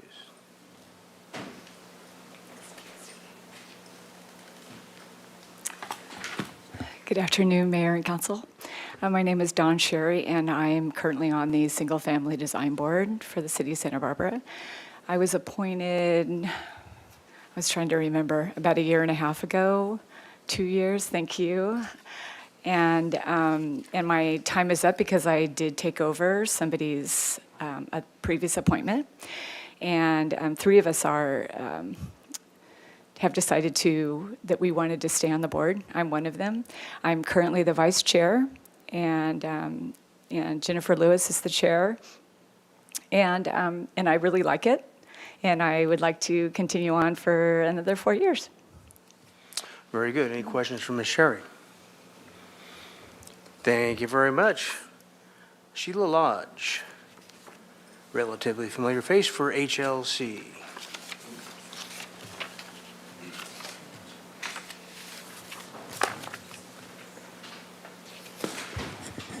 Good afternoon, Mayor Rouse and council members. I am Sheila Lodge. And it's been about 25 years ago when Garrison Keeler was in town doing one of his performances at the Arlington. And he came out and he said, "When you see Santa Barbara, you see what a mistake the rest of California is." We are a special place. Santa Barbara has established a character starting, actually it started from before the earthquake in 1925. That is something that residents and visitors love. Architect Stefanos Polosoides is considered the godfather of the new urbanism, is someone he lives in Pasadena. He has visited here some 300 times. And what he said about it is, he's considered the godfather of new urbanism. He's visited Santa Barbara so many times and commented on how magnificent the fabric of the city is.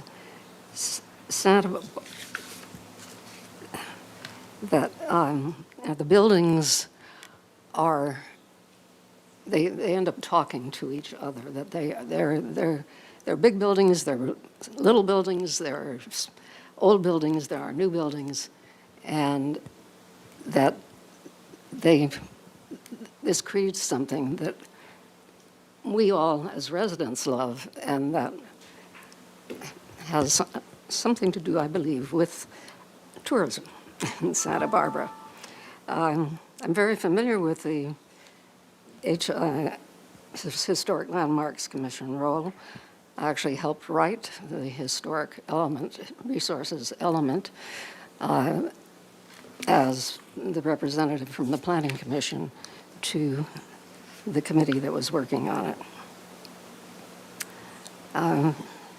Retirees, tourists, and high-tech industry are a significant part of Santa Barbara's economy. All 3 of those can go wherever they find it most desirable to be. And as some years ago, National Geographic said in an article, what better anywhere than Santa Barbara? We have something truly precious to protect here. And I would much appreciate the opportunity to do that on the Historic Landmarks Commission. Thank you. Thank you. Any questions for Ms. Lodge? Thank you very much. Good to see you. Skip Szymanski.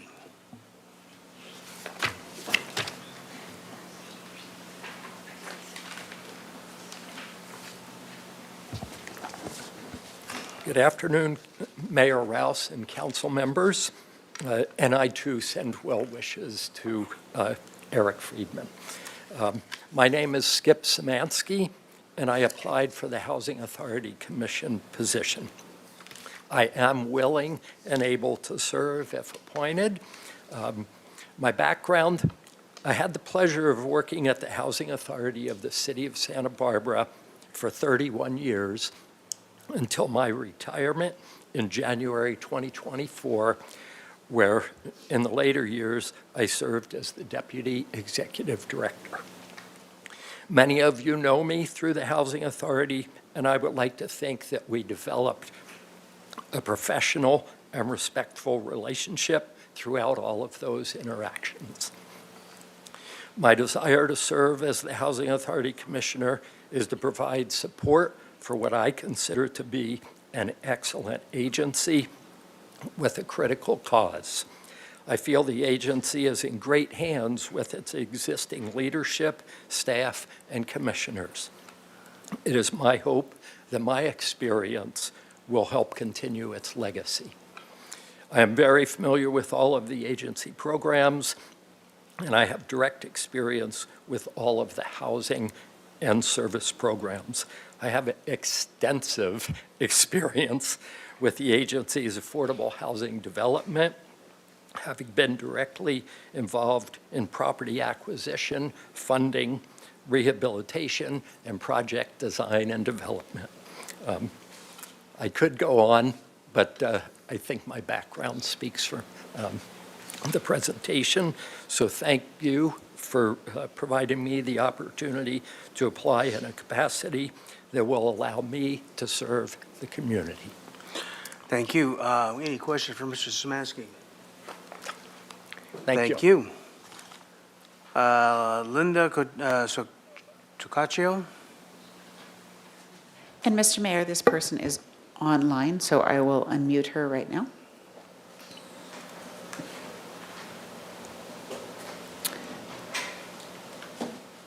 Can you hear me? Yes, we can. Okay, thank you. Good afternoon, council members and Mayor Rouse. Thank you for the opportunity to meet for a position on the Arts Advisory Committee. I've lived in Santa Barbara since leaving New York City in 2003. It has been a magical place to raise my children with both the natural beauty and rich cultural opportunities. We are a family working in various arts.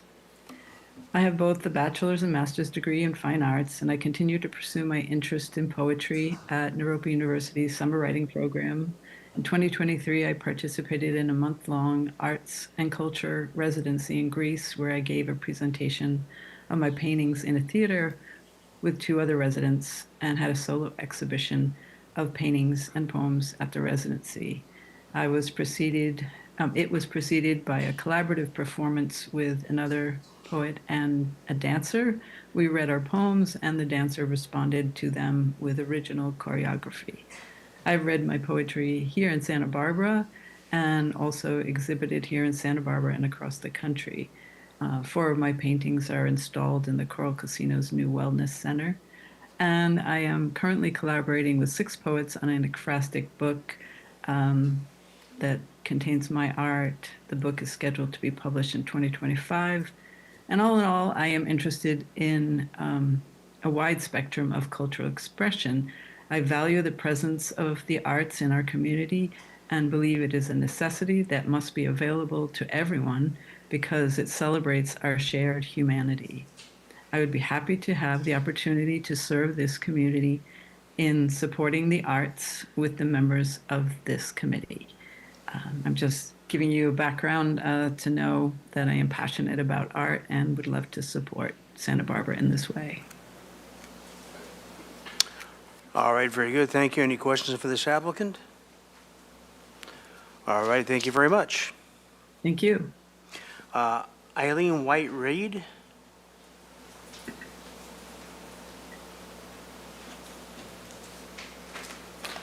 for Community Development and Housing Services Committee and Housing Authority Commission both.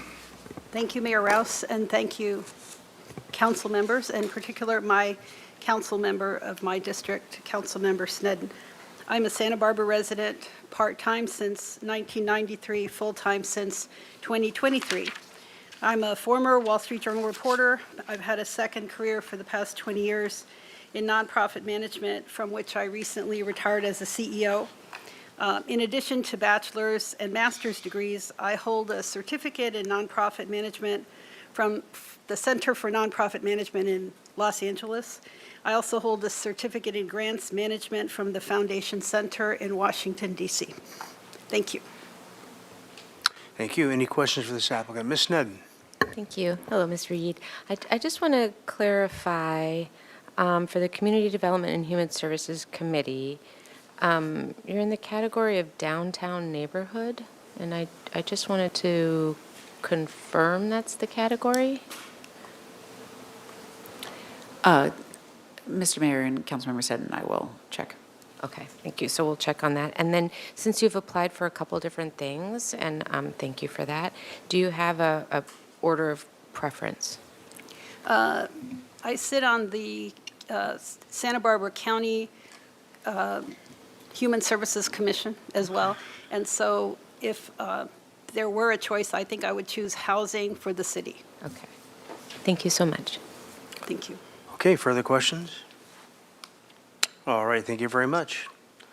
Amelia Leonardi. This is from the Santa Barbara Youth Council. Good afternoon, everyone. I hope you're doing well. My name is Amelia Leonardi. I'm 14 years old, and I attend La Colina Junior High. I've actually already served on the Youth Council as the junior high representative for the past year. I've attended every meeting, helped at every event, and truly learned how much time and energy it takes to be a part of the group. I know the commitment involved, and I'm excited to continue showing up and doing the work. Through this experience, I've gained a deep understanding of what the Youth Council is all about. I've seen how a problem can turn into an opportunity for change when taking the right steps. This council gives teens a chance to have their voices heard and to learn how their city works.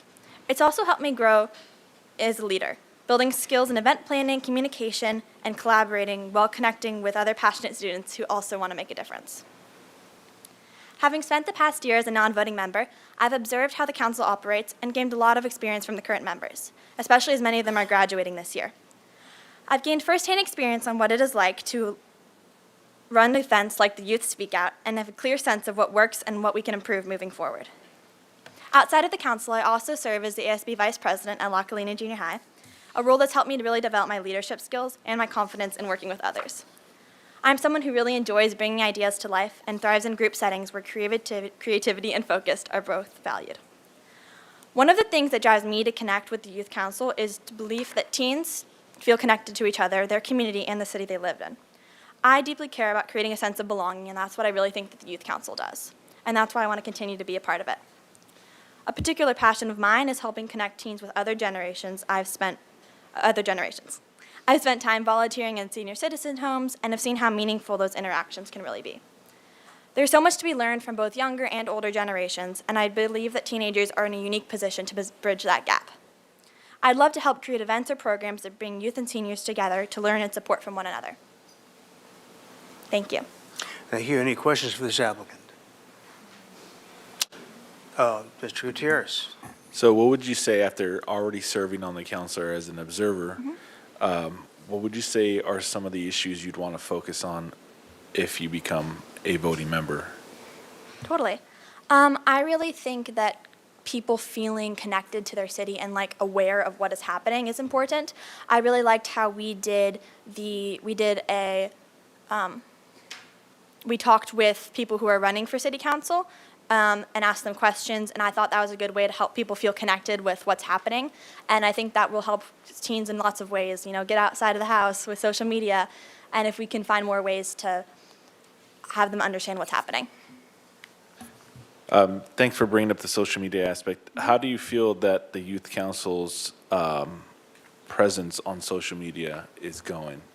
I am not as aware of that. I'm not on that committee right now. I know that we have an Instagram page, and I think that we can do more in that aspect to really reach other teenagers, because that's how it works right now. Yeah. All right, thank you. Okay, Thank further you. questions? Thank you very much. Thank you guys so much. Jen Lemberger, Community Development and Human Services Committee.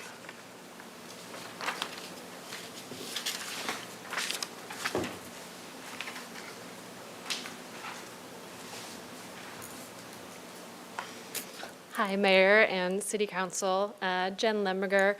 I am lucky to currently be on the Community Development and Human Services Committee as the East Side representative, but I know that I will be moving this fall, and so I would like to remain on the committee, though I would not be able to still represent the East Side. And so luckily, in the last year, my husband and I purchased Chaucer's books, and so I now qualify under the business category.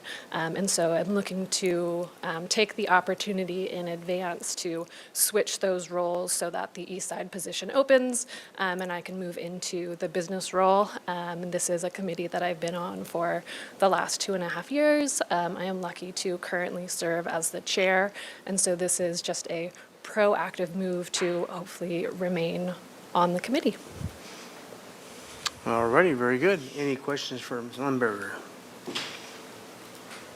Thank you very much. Appreciate it. Lang Sly, I understand he's online, is that correct?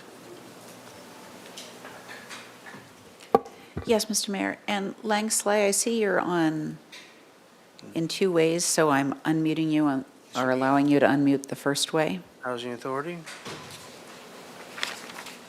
All right, let's try this second way.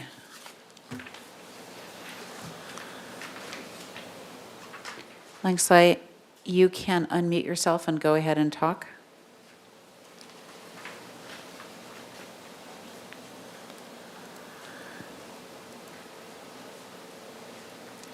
Okay, here we go. You can hear me? Yes, we can. Okay, thank you. Good afternoon, Mayor Rouse and council members. Last night I landed about 9 hours time zone away, and it's 1 a.m. local time. So if I sound a little rummy, I hope you will accept that as an excuse.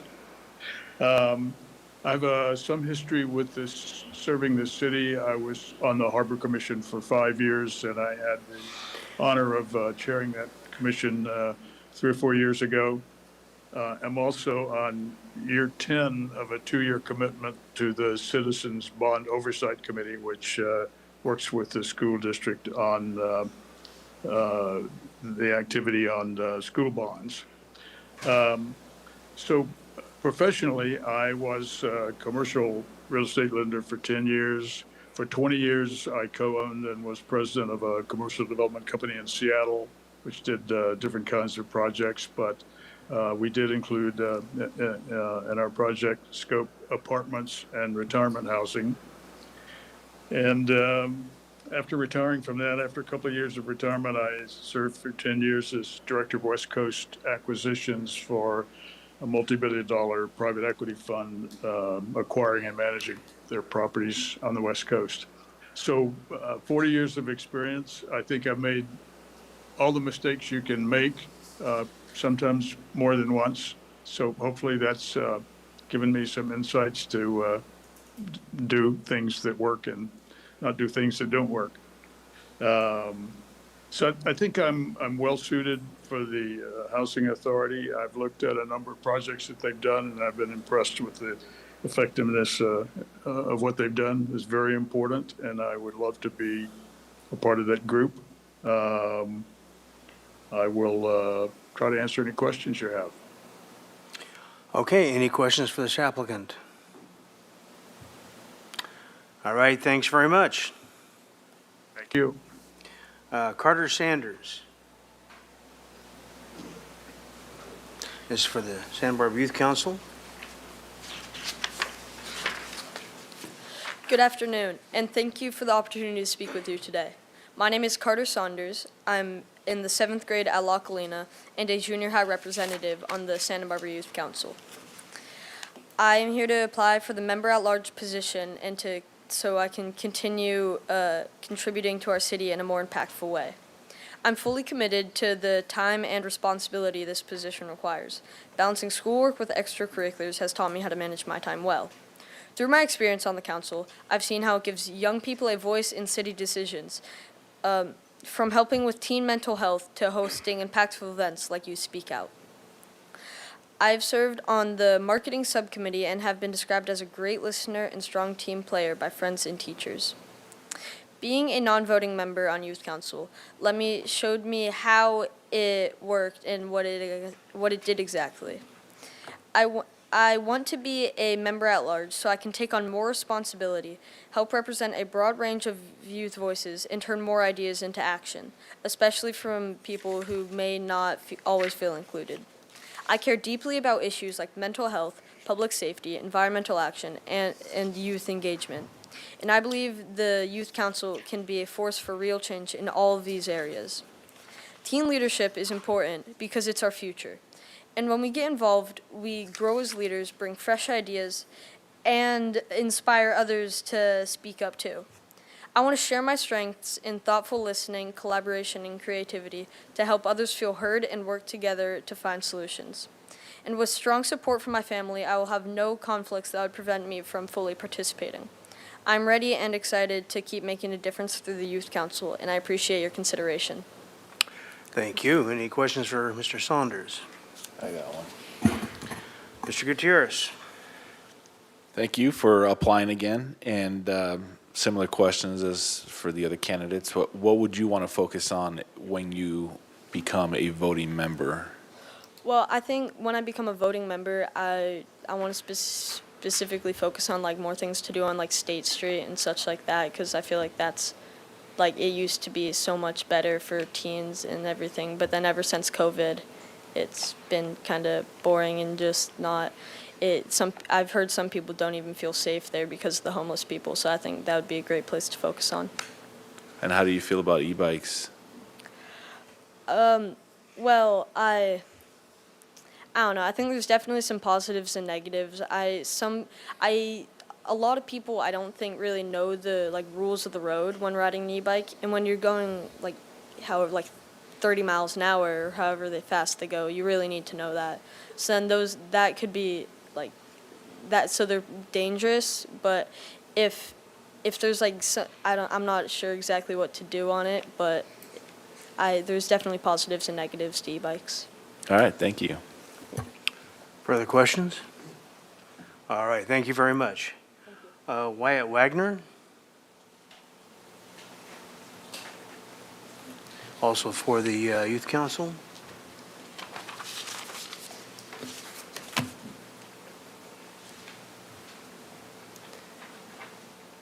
I think the Youth Council is important for teens because teens should be involved with youth leadership in order to give our opinion and have a seat at the table for our future. I will be old enough to vote in the next presidential election, and I want to educate myself about what's being proposed, understand how the process works, and ask important questions. One of the most pressing issues in Santa Barbara at this point in time is Sable trying to restart their oil pipeline. If Sable is allowed to restart, it will cause the beaches to be severely polluted and wildlife be harmed. Last Thursday, I went to the hearing about this matter and spoke about my opinion on it. I plan to share my leadership skills and ability to bring all ages of friends together. I have attended Santa Barbara Middle School for the past 3 years, and this has added to my education in working together as a community. I have gained confidence and have become independent leader and thinker. I look forward to continuing on this path through the city of Santa Barbara. I will be as dedicated and attend as many meetings as possible, and I look forward to this opportunity. Thank you. Are there questions for this applicant? Yes. Mr. Gutierrez? So you being on council already, what's one issue or some issues that you haven't discussed that you would want to moving forward? I would say homelessness on State Street and just like the bike paths, I would say, because I ride my bike quite a bunch. And there's usually a bunch of tourists and like pedestrians that are just walking on the bike path, and it's just kind of unsafe. Did you bring up homelessness? Do you know if there's teenage homelessness? Are there high school students that are homeless that you know of? I do not know of teenage homelessness. Okay. All right, well, thank you. Further questions for this applicant? Thank you very much. John Bielecki. Okay, Ryan Kimball. This is for Housing Authority. Hello, everyone. I'm Ryan Kimball. I was born and raised here. Spent 10 agonizing years away learning. I went to school and started my career in what I thought would be a useful skill set, but not in Santa Barbara because it's real estate development. I was fortunate enough to be able to make it back. I currently work for a local developer who develops real estate outside of the state. I'm raising my kids here. I feel a strong sense of civic duty. I'd love to be able to help shape the future of the city that I've loved living in and worked hard to get back to for my kids. In my experience as a real estate developer, I started out at a real estate private equity firm that was all doing market rate for-profit development. But I was able to work for a LIHTC developer and have brought to market 600 units that have a component of affordable housing. I'm just really excited about the opportunity to leverage my experience that I've gained in my career into serving a community that I love and want to be involved in. All right, very good. Any questions for this applicant? Thank you very much. Joey Zamora, and this is for the Housing Authority. Hello. Thank you, Mayor and council members. My name is Joey Zamora, and I'm applying for the Housing Authority Board of Commissioners for one of the tenant spots. The Housing Authority means the world to me. I've been receiving services through their voucher program for about 7 years. It's been the reason that I've been able to keep myself and my children in Santa Barbara. They've supported me going back to school, getting a job, now pursuing a master's, and hopefully on my way to self-sufficiency. But it's an honor just to be considered for this position. Thank you. All right, very good. Any questions for this applicant? Thank you very much. Frida Hernandez Polito. All right, very good. Wesley McCray. All right, and Layla Llewellyn. Is there anyone here for a committee interview that didn't get called on? Mr. Mayor, you know we're like a half hour ahead on some of those, so you might want to come back we can to come them back. as they straggle in. We can come back. Well, with that, let's go back to item 23. Would you read that in the record, please? And we'll get onto that with staff here.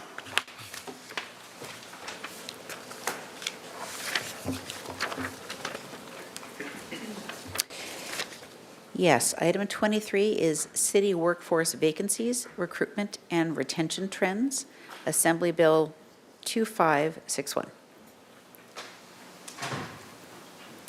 Please go ahead, Mr. Thank you. Thank you, Mayor, members of the City Council. My name is Sam Reimers, the Labor Relations Manager, again from Human Resources. We are here to present on Assembly Bill 2561, the status of vacancies and recruitment and retention efforts in 2024. As mentioned, there are two staff recommendations today. One, that Human Resources provide a status update on vacancies, recruitment, and retention trends as required under AB 2561.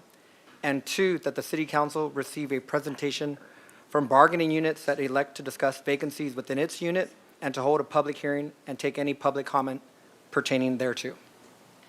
I have with me Megan Wilson, an analyst in Human Resources, who will be providing the rest of the presentation.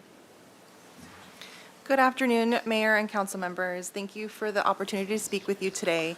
I will begin with a brief overview of Assembly Bill 2561, which requires public agencies, including the City of Santa Barbara, to present the status of vacancies and recruitment and retention efforts during a public hearing before the governing body at least once per fiscal year. AB 2561 was introduced to address the issues of job vacancies in local government, which adversely affects the delivery of public services and employee workload. And the governing body will be adopting, if the governing body will be adopting an annual or multi-year budget during the fiscal year, the presentation is required to be made prior to the adoption of the final budget. As of fiscal year 2025, the city has a total of 1,098 budgeted and authorized full-time positions. These positions support services across a wide range of departments, including public safety, community programs, and general operations. This slide breaks down the key steps in the city's recruitment and hiring process. These steps are designed to ensure fair, thorough, and efficient hiring while also complying with legal and procedural requirements. While comprehensive, we recognize this process can take time and are actively working on improvements to make it more efficient. This flow chart is for visual representation of the outlined recruitment and hiring process in the previous slide. This slide gives a high-level snapshot of vacancies across the city in calendar year 2024.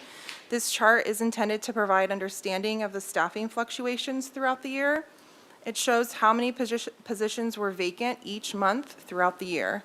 It's important to note that these figures do include overhire positions. Overhires are temporary additions to help cover staffing needs, but do not count towards the official vacancy rate.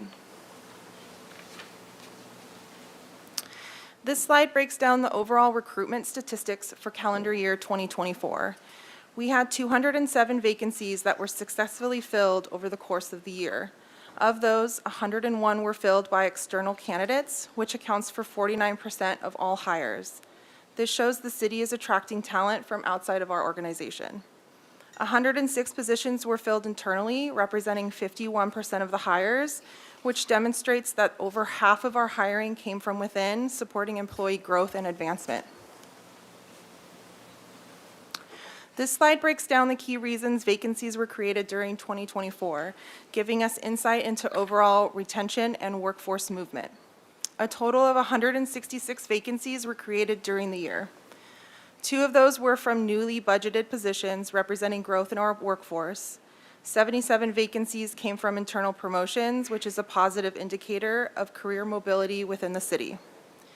27 vacancies were due to retirements, a figure we continue to monitor as part of our workforce succession planning. 8 vacancies were from involuntary separations, and 52 vacancies resulted from voluntary separations, such as employees leaving for other opportunities, relocation, or personal reasons. The city's annual staffing turnover rate was 7.92%. This slide breaks down the number of vacancies by bargaining unit as of December 31st, 2024. It provides a clearer picture of where the vacancies are concentrated across the city's workforce. The SEIU General Unit has the highest number of vacancies at 31, which represents 6.75% of its 459 budgeted full-time positions. The Police Officers Association follows with 20 vacancies, accounting for the highest percentage of vacancies on this slide at 10.99%. The Supervisors Association has 8 vacancies, 8.7% of their budgeted full-time positions. Other units such as the American Federation of State, County, and Municipal Employees, SEIU's Treatment and Patrol, and the Fire Association show smaller vacancy counts and lower percentages. There were no reported vacancies for the Police Management Association and the Fire Management Association at the end of the year. We reviewed our hiring processes and identified potential obstacles, including the reach of our recruitment platforms, the length of time to fill positions, and the role of technology, which included manual tasks within our process, delayed communication to the tools available, et cetera. To address these, we are expanding outreach, auditing our recruitment process, and partnering more with community groups and educational institutions. I'll turn it back over to Sam to close out the presentation. Thank you. Thank you, Megan, for that. So per AB 2561, recognized employee organizations for each bargaining unit are allowed to make presentations during the public hearing concerning vacancies, recruitment, and retention efforts. There are 8 bargaining units that represent full-time positions at the City of Santa Barbara. On February 26, 2025, all union representatives were invited to participate as part of the city's AB 2561 presentation. 2 bargaining units accepted this invitation, and we'd like to invite representatives from the Police Officers Association to speak to this portion of the meeting, which will be followed by SEIU Local 620. All right, very good. Ms. Gorman, would you give me 10 minutes on the timer, please?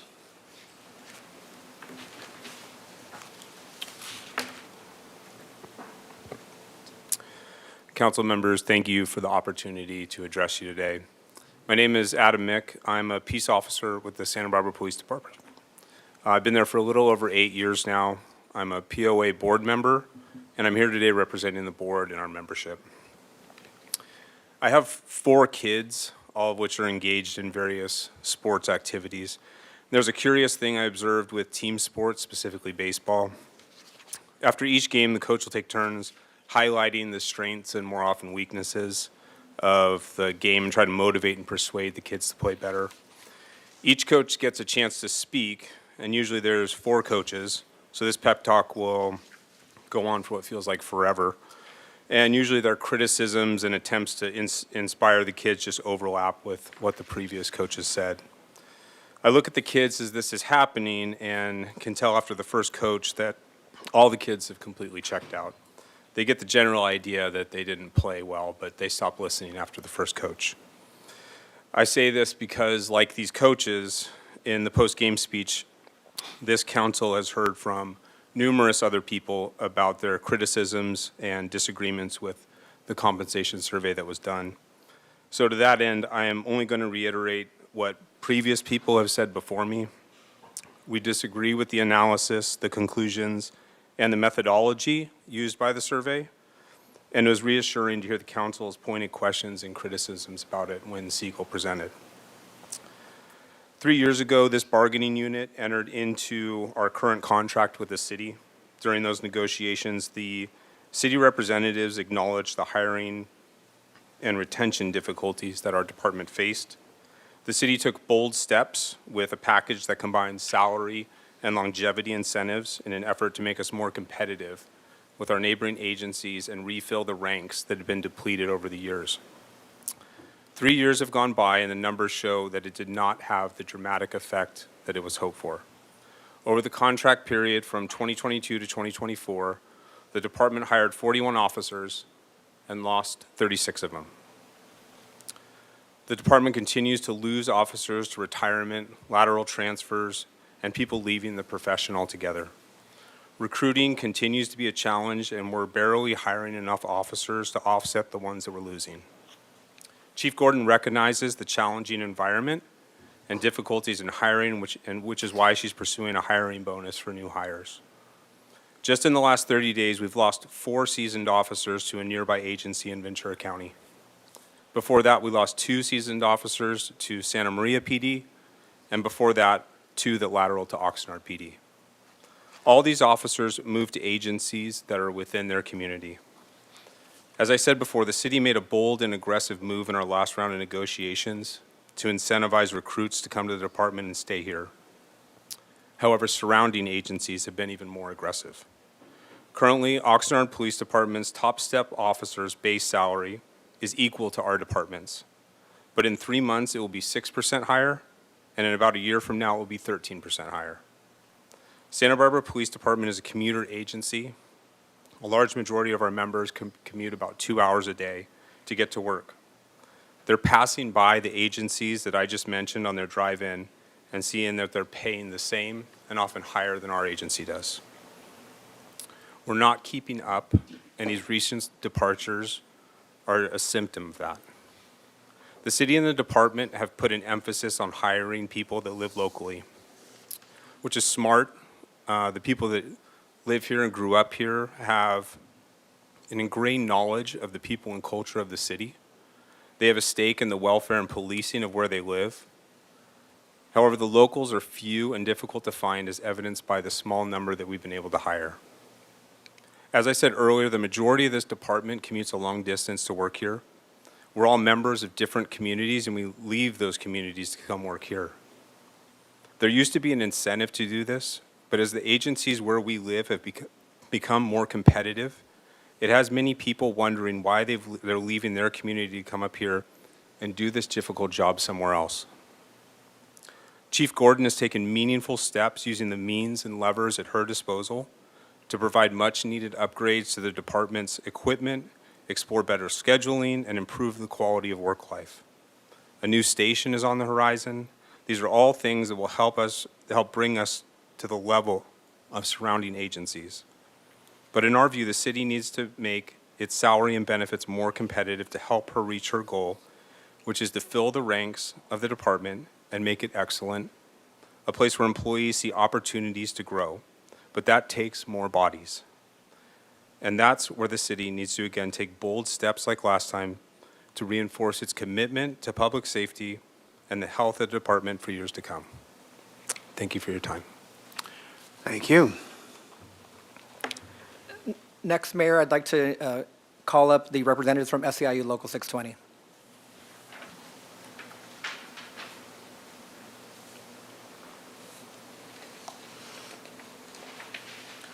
Good afternoon, Mayor Rouse and the City Council. My name is Leo De Casals, and I'm a field representative with SEIU Local 620, proudly representing Bargaining Unit 14, the General Unit, and Bargaining Unit 19, the Treatment and Patrol Unit. We thank the City Council for your time today and for the opportunity to speak. We also thank Human Resources for their presentation on vacancy rates, and we commend the City of Santa Barbara for holding this hearing ahead of the budget process in compliance with AB 2561. I want to start off by acknowledging positive progress. We recognize and appreciate the strides made toward improving recruitment and retention. Our partnership with the city has led to meaningful progress, most notably through our current general unit contract, collaborative contract reopeners addressing inequity, and overall investments in personnel. These continued investments reflect a shared commitment to maintain a strong, sustainable workforce. Our members are sincerely grateful for this, but we also want to acknowledge that more work needs to be done to attract and retain top-tier public service professionals. Next, I want to go over some ongoing challenges. Despite progress, we continue to see critical vacancies across departments. Currently, SEIU represented units face a vacancy rate between both of our units that we represent, 6.28%. In 2024, the second highest cause of employee separation was voluntary, accounting for 52 departures. This suggests that we're losing talented employees to competing agencies, many of which may offer higher wages, more affordable living in their respective areas, or more competitive benefits. Several city positions have remained unfilled for extended periods of time, raising important questions. Are these positions receiving adequate recruitment efforts, or are qualified applicants declining offers after seeing how expensive it is to live here? A few examples of long-term vacancies. As of December 2024, the custodian position has been vacant for 3 years. The waterfront maintenance worker 2 position has been vacant for 1.5 years. The senior project engineer position has been vacant for nearly 1.5 years. The librarian position has been vacant for 3 years. These prolonged vacancies placed an increased burden on existing staff, leading to higher workloads and has the potential for burnout. As workloads increase, morale declines.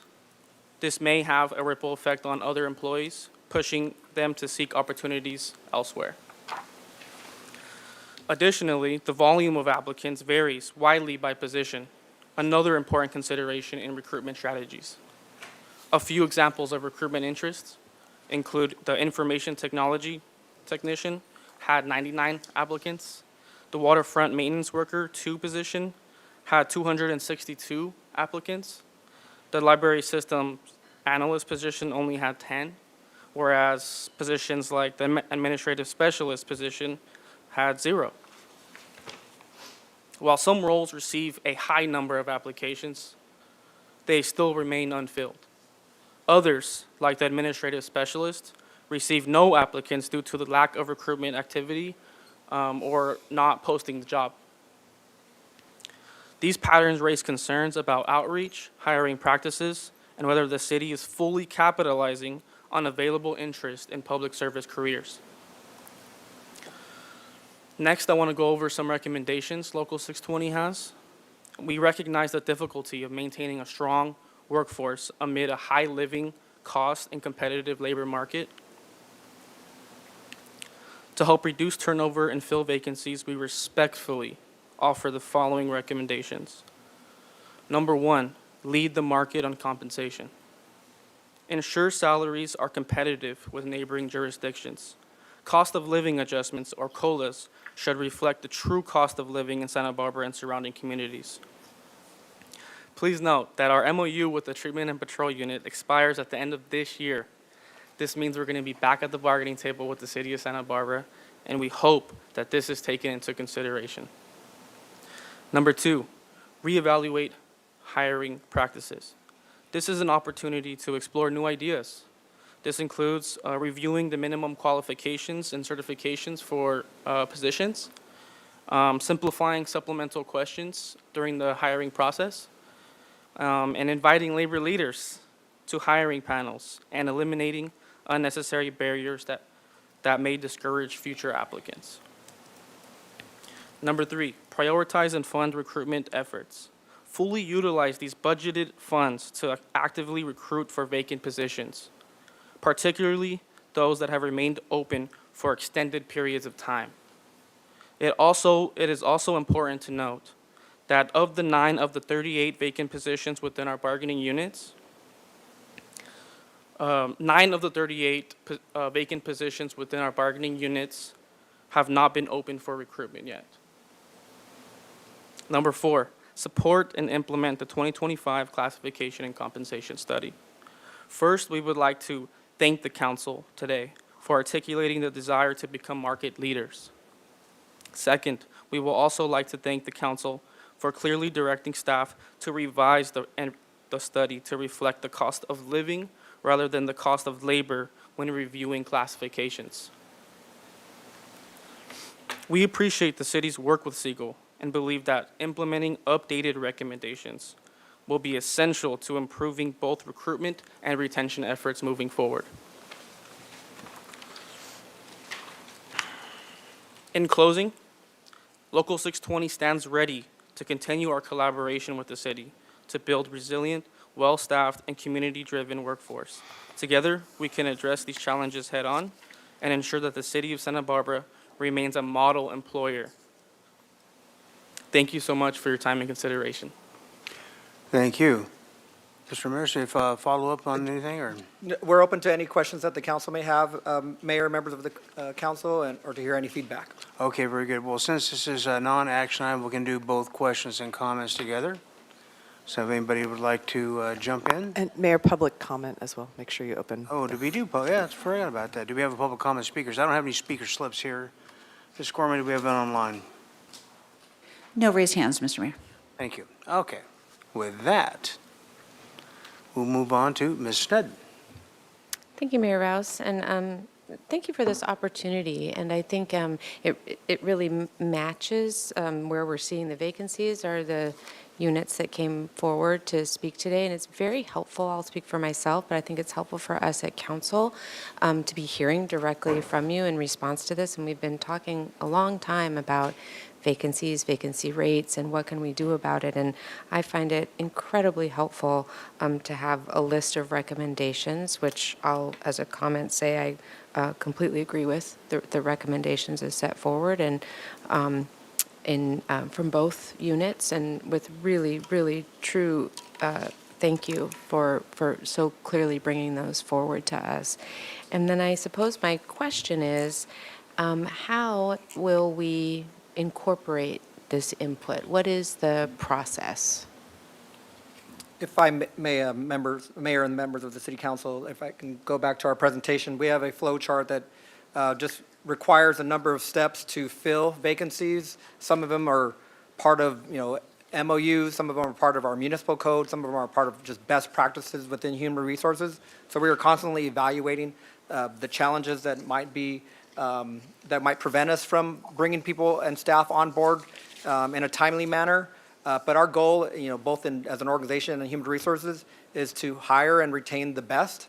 And so, elevating, both qualifications. We're going through a review of job descriptions. I think that's going to be an important step in terms of the recruitment and retention of our employee workforce.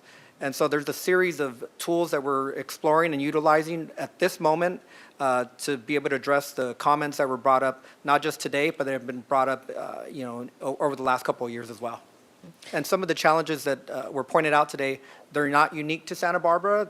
Sometimes some positions are just difficult to recruit for, both in engineers and planning and police officers. And so we are looking at creative ways, both with the department, the police department, to address some of those shortages and retention efforts, along with other departments that have, voiced some concerns about, who we're hiring and at the pace at which we were doing so. Thank you. So then I think that sort of prompts me to reiterate what I think priorities are. And I'd also like to mention that we previously had heard from firefighters also, where the very similar circumstance of passing through communities that are paying better than we are so that they can come to serve in Santa Barbara. And so I think I'll reiterate too that it was alluded to also that, really wanting to lead the market, be market leaders, not just at median rate. We're not a median town. I would like to be market leaders in that, and reiterating the preference to look at cost of living as opposed to cost of labor, and using funds to actively recruit is a good idea, but I want to be recruiting to positions that are paying market-leading compensation, not just recruit for then someone to feel undervalued or be undervalued. And I was happy to hear actually the specific support for supporting and implementing the class and comp study. I think the last time we heard from it and about it, it was a little bit unclear because it was sort of short that we had gotten a chance to really delve into it. So leaving that open, that we may still be hearing more about that as it's sort of looking at in detail. These critical vacancies, certainly for public safety, we need to be looking at. And the comment that, continued vacancies over time, putting extra burden on remaining staff, we've been hearing that for years now, and I think it's really time, and that's what this hearing, and I think we have the willingness here at Council and through City Administration to really be looking at that reordering that so that we aren't overburdening any ones of our staff. But thank you for this, and I just wanted to use this opportunity to reiterate my appreciation for your hard work and also our commitment to, I really would like to be market leaders. Thank you. Thank you. Is there any other comments or questions from council?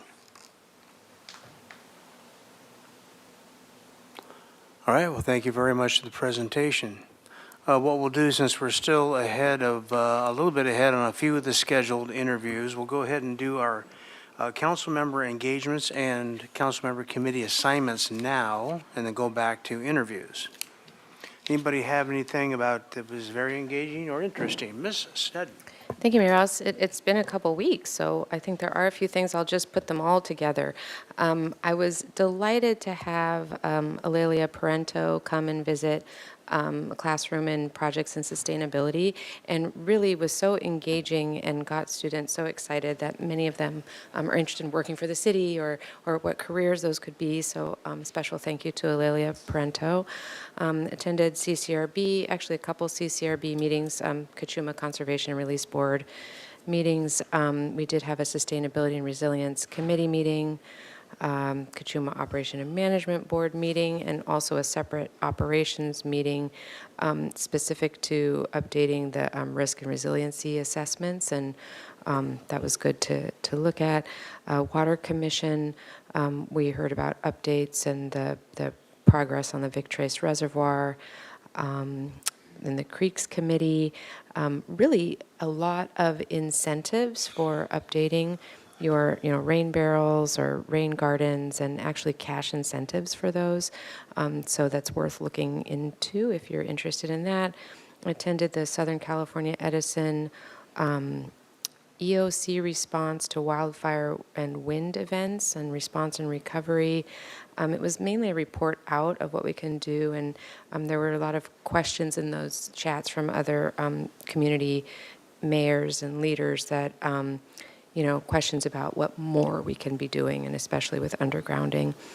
Let's see. Also attended last thing, minorities in aquaculture, and this was through the Ocean Collective, and the city of Santa Barbara is a sponsor also of these events, and it was really well attended, and I was very proud that our city is part of that. Very good. Mr. Gutierrez. Thank you, Mr. Mayor. I attended quite a few events as well over the last few weeks, including the unveiling of the deep sea diving monument at the harbor, and Mayor Rouse was there. I think the one that stands out the most is the one I did this past weekend, where the Los Angeles consulate invited me to tour Tijuana and Ensenada, and I went along with a few other council members from Southern California, and they just kind of wanted to have us collaborate with each other and communicate with each other on our roles as elected officials and how we can better serve our community and also work with the Mexican government. And it was good to see another community like Tijuana, whose economy relies heavily on tourism. They also have shut down their main street to cars so that the tourists and residents have space to congregate. And they were just talking about how much of an improvement it was. And it was good to see that other cities are experimenting with their main drags as well. And also to see the budding wine industry that they're fostering in the Valley of Guadalupe as well. It was very similar to our valley in the way that they were trying to mimic that. So it was an interesting trip. It was only one day, but it was really cool. Ms. Santa Maria. Thank you, Mayor Rouse. I also have quite a few events I've attended the last few weeks, so I'll just go ahead and list them off. So attended Visit Santa Barbara's quarterly Board of Directors meeting, State Senator Monique Limon's Women of the Year event, the Santa Barbara County Democratic Senate membership meeting. Also have been attending a few commissions, so Parks and Rec Commission, ABR, give me a second as I work through my calendar. And then the next week, spoke at the Vigil for Migrant Families out here at De La Guerra Plaza on Cesar Chavez Day. Also attended the UPD and AFSCME strikes, the picket lines at UCSB on April 1st. And then attended the Stearns Wharf Business Association quarterly meeting. And went to the Hands Off rally that following weekend. Attended the welcome reception for the California Coastal Commission, attended the State of the City with the South Coast Chamber of Commerce. And the last one I did was this past weekend, we had a mega tax day and community resource fair in partnership with the county. Supervisor Laura Capps and Supervisor Roy Lee were present, and we had a really engaging event where over 80 individuals were able to file their taxes for free. And there was really great partnership, and it was hosted over at Franklin Elementary School. And that's all for me. Thank you. All right, any further engagements or assignments? Well, we had our State of the City address with Carpentry and Goleta last Friday, the best entertainment bang for your buck money can buy. Ms. McAdoo speaking as well. And of course, the deep water diving statue that we unveiled in the harbor on the 5th of April, and that was an amazing, it looks like it's always should have been there. It looks really great there, and it's a very nice piece of work. Amazing amount of private fundraising and effort that went into that. But a big shout out to Mike Wiltshire, our waterfront director, who was super cooperative and very appreciated by the people that got that done. Then I got to do something kind of cool. I was a judge at the Grad Slam at UCSB, where you listen to PhD students give 3 minutes of things that I didn't make heads or tails of, but I got to tell who did well and who did not do well. But a great group of students, neat event, and absolutely packed Campbell Hall, which I was just amazing to people watch this. So definitely out of my league, but I got to pretend like I was part of the deal because I'm an alumni. So there we go. With that, we'll go back and see if there's anybody here for interviews. You are. Great. Come on up. You get to be the star of the show. Give us your name and the thing you're applying for, please. I'm Wesley McCrae. I'm Okay. applying for the Downtown Parking Committee. Excellent. Thank you. Go right ahead, Mr. McCrae. Thank you. Professionally, I work in commercial real estate development here in Santa Barbara and have active projects both in Santa Barbara City as well as the county. And in my free time, I volunteer on the board of directors of the Coastal Housing Coalition, where we are working to provide innovative solutions to our community's housing crisis. Over the last decade, I have lived and worked in downtown every day, and as a father of 2 young boys, I spend most of my weekends down here as well. So I have passion about our downtown, and I'm excited to invest my time, energy, and experience in playing a small part in helping our downtown realize its full potential. So thank you for your consideration. And Thank you. Any questions for Mr. McCrae? Thank you very much. Thank you. Thanks for waiting around. Anyone else for an interview? There's 2 candidates online, Mayor. There are 2 candidates online. Well, hot dog. Let's go with them. Madam Clerk. All right, Frida Hernandez Polito. Frida Hernandez Polito. This is for the Santa Barbara Youth Council. For Youth Council, please go ahead. Hello. Good afternoon. I'm very sorry that I wasn't able to attend in person, but I'm thankful that you had this opportunity on Zoom as well. My name is Frida. I am a current junior at San Marcos, and I'm applying for the Santa Barbara Youth Council. My experience is a little limited because I haven't had as many chances as I wanted to in leadership, but for the past 2 years, I've been the secretary for my AVID class, and I've basically been in charge of making sure that everyone in our class knows what events are happening, what's going on in our classes, and stuff like that. And I make sure that everyone is aware of this in a timely and efficient manner. I've also volunteered at the Unity Shop for the past 2 years, and it's basically a local nonprofit that assists underrepresented people in our community get basic resources. And through this opportunity, I've been able to become like a kinder and a more empathetic person in general. And I've also been able to learn important communication skills and negotiation with others. And some other qualifications, I think, for this position, are my own experiences as a youth who's experienced many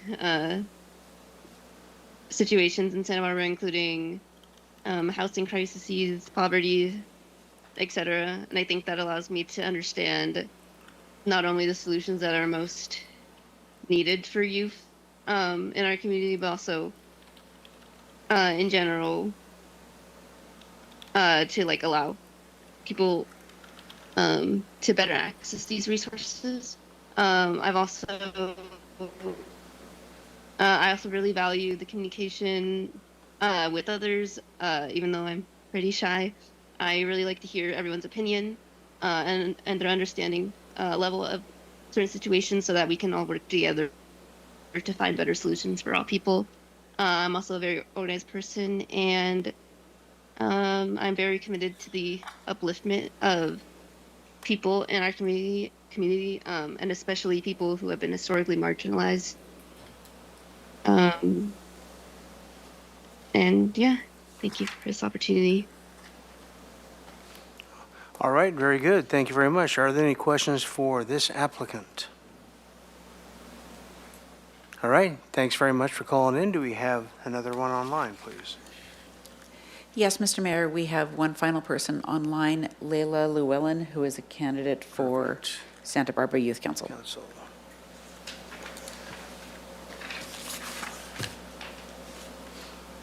Good afternoon, Councilman. Thank you so much for giving me your time. I am Leila Llewellyn. I'm a junior at San Marcos as well, and I'm applying for Santa Barbara Youth Council. I think that this group, Santa Barbara Youth Council, is very important because it's the youth sharing their opinions and it's the youth kind of getting involved in the community. And I think this is very important because we are the next generation.